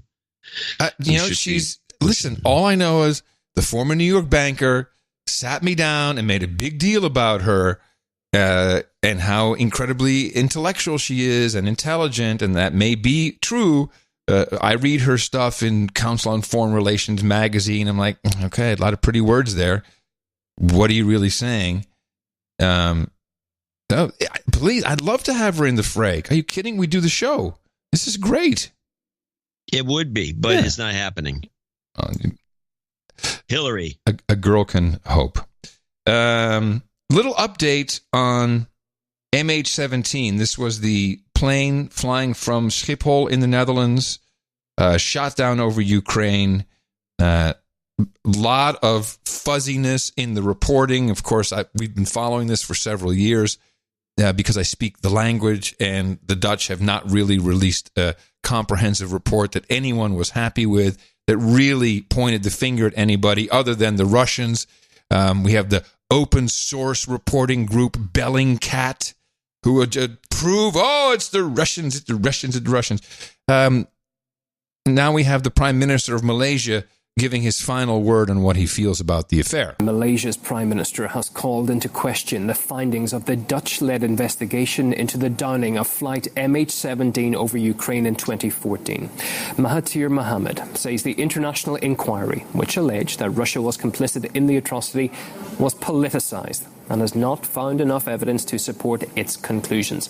He also claimed Malaysia has not been allowed to inspect the plane's black boxes. They are accusing Russians of firing the missile. What? But what is the evidence? It could even be the Ukrainian government, because they too have the same missile. 5 years have passed, but it only seems like it happened yesterday. I was there, one of the first reporters on the scene. So we have the Malaysian Prime Minister who says Malaysia accepts the results of the investigation. However, they accept it to certain points. They accept that the plane was brought down by Russian missile, but as to who the assailant is, that has not been concluded, and this is what Malaysia has a problem with at the moment.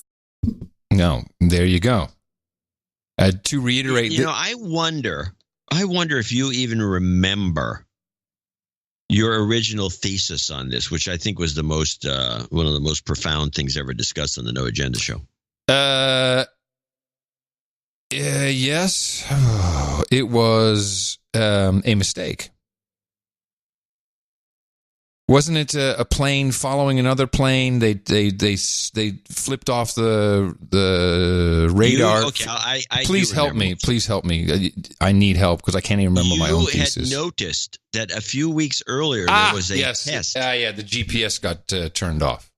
A system-wide test of this turning off the GPS for no particular reason, but it was some sort of test. And then this event occurred some weeks later under similar circumstances. And the idea was to identify it looked like one plane, but there was a closely follow a Ukrainian jet. Yes. This is the theory. Yeah. Was closely following him, and then they shut down the air traffic control system long enough for him to shoot the plane and then jump off into some other area. Yes. If we could dig up the old show. Yeah. I'm going to have to look that up again. And I thought it was an incredibly creative explanation for what could have actually happened, because they have not proven anything, and this whole investigation is a scam, and they won't give the boxes over to the people who own the boxes. It's just ridiculous. Everything spells cover up. And also the victims of the families, they have no closure, just no closure, because I'm pretty sure that it wasn't the Russians. Yeah, it was a Buk missile, but this could have been launched by multiple parties. If they really, really could have.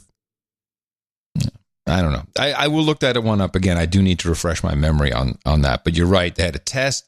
It blipped everything, and then I think there was also, we looked at the flight ceiling, the operational ceiling of one of the Ukrainian fighter jets. Oh man, you caught me off guard there. I'm going to have to work on that. I will bring that back. Yeah, go back and find that episode. Yes. I think we can do that now because we have enough resources. I'm sure we can. To find things on these episodes. Well, one more thing regarding Russia. This is also a Russia Today clip. The new Call of Duty game is on its way, apparently. I wouldn't know. I'm not a gamer, but here's what you can expect. It's back in a big way. After years of falling sales and irrelevance, Call of Duty is going back to its roots. It'll be more shocking, more morally ambiguous than ever before, with Russians so evil you wouldn't believe.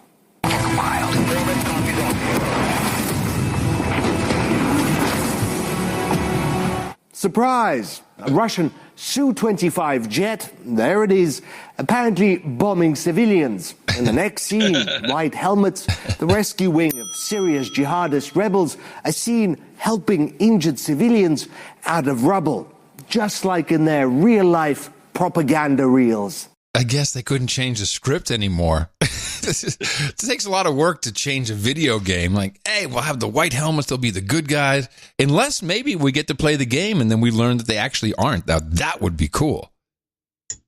Unlikely. Yeah. It's a good game. I have played it. Definitely. Not the new one, though. Have you played the new one? If you like shooting, you can use fun. What? You haven't played the new one, though. Is that out yet? Is that No, I haven't played the new one. I've played the old one. Two different versions of the old one.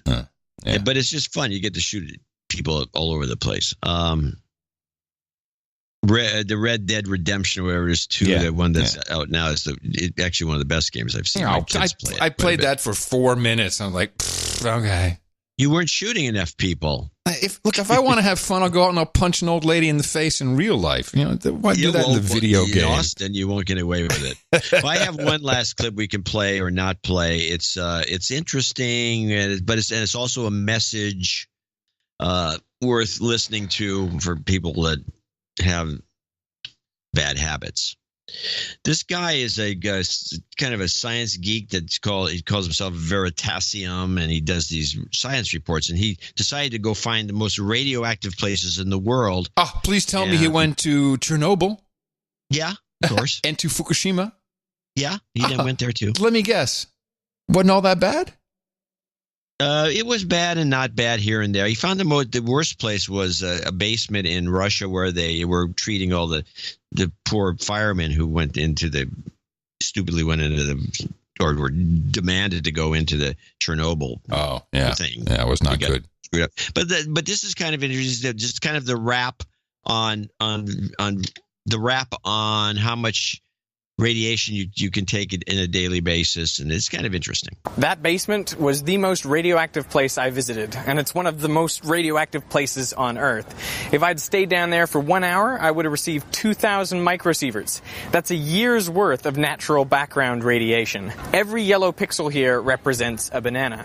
Now that might seem like a lot, but consider that in a CT scan, the patient receives about 7,000 microsieverts. That's 3 years worth of natural background radiation. It's been estimated that the people living around Fukushima will receive an additional 10,000 microsieverts over their lifetime due to the nuclear power disaster.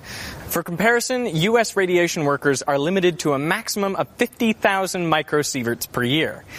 But that's less than another occupation, astronaut. An astronaut on the space station for 6 months will receive about 80,000 microsieverts worth of radiation. But not even they are exposed to the highest levels of ionizing radiation.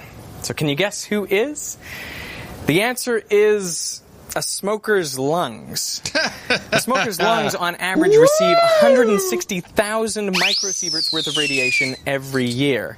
That's due to the radioactive polonium and radioactive lead in the tobacco that they're smoking. So not only are they exposed to carcinogens and toxins, they also receive very high levels of radiation.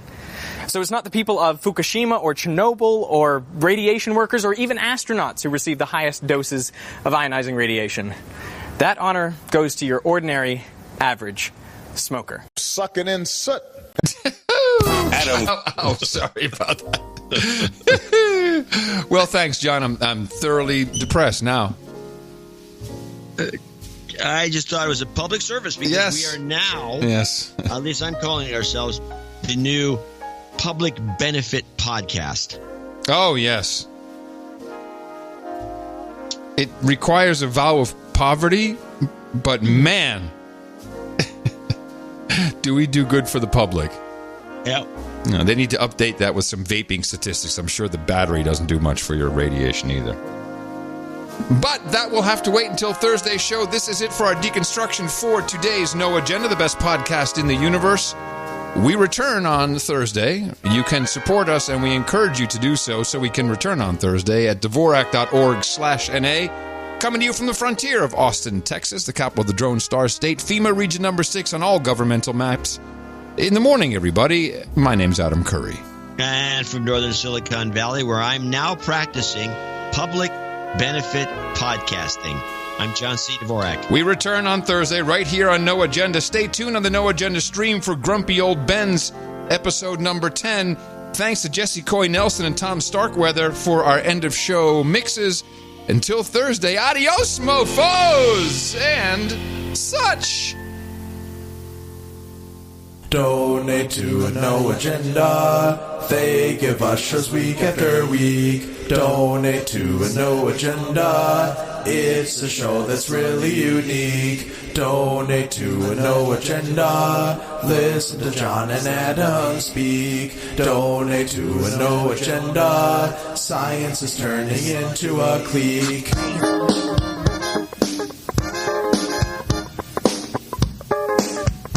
You might die sucking in soot. You might die sucking in soot. It's very important that if people who are healthy and can get vaccinated, they should get vaccinated to protect the people who cannot be vaccinated. Measles.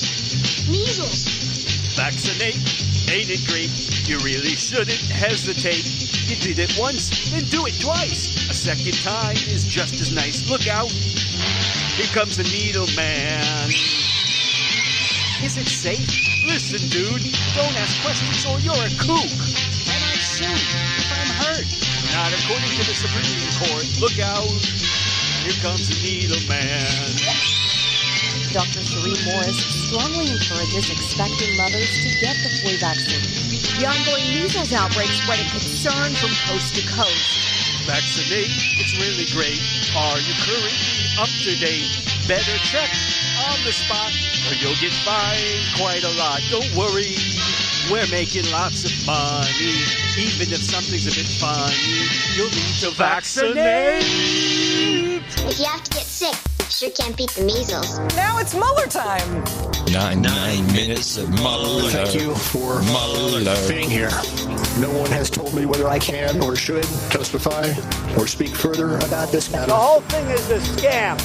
There were multiple systematic efforts to interfere in our election. He wasn't happy with what I did. And I don't blame him, but I had to do it because that was the right thing to do. Every defendant is presumed innocent unless alleged to be involved in some type of criminal activity. And from them we concluded that we would not reach a determination one way or the other about whether the president committed a crime. Using that word, to me it's a dirty word, the word impeach. It's a dirty, filthy, disgusting word. And it had nothing to do with me. I do not believe it is appropriate for me to speak further about the investigation or to comment on the actions of the Justice Department or Congress. You know who got me elected? You know who got me elected? I got me elected.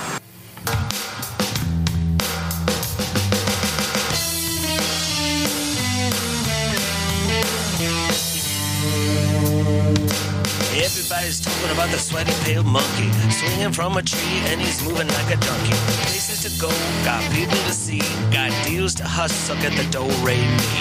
I ain't ever seen nothing like he done before. He's a moving violation, breaking in your back door. What you don't know, what you don't say, he got mouths to feed, he got bills to pay. Looking real hot and he's trying to settle product. Face bags up a bird, kinda like a robot. Face bag!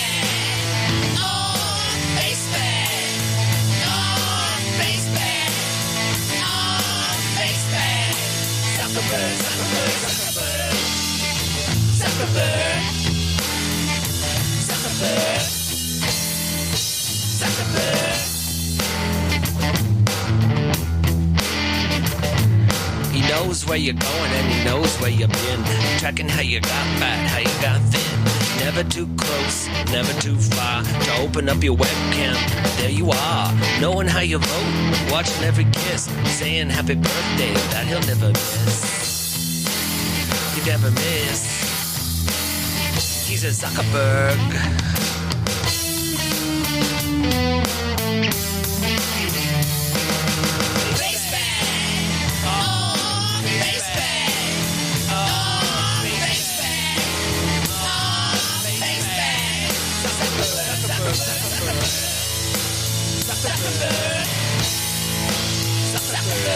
I started Facebook, I run it, and I'm responsible for what happens here. It's not enough to just connect people. We have to make sure that those connections are positive. It's not enough to just give people a voice. We need to make sure that people aren't using it to harm other people or to spread misinformation. And it's not enough to just give people control over their information. We need to make sure that the developers they share it with protect their information too. It will take some time to work through all the changes we need to make across the company, but I'm committed to getting this right.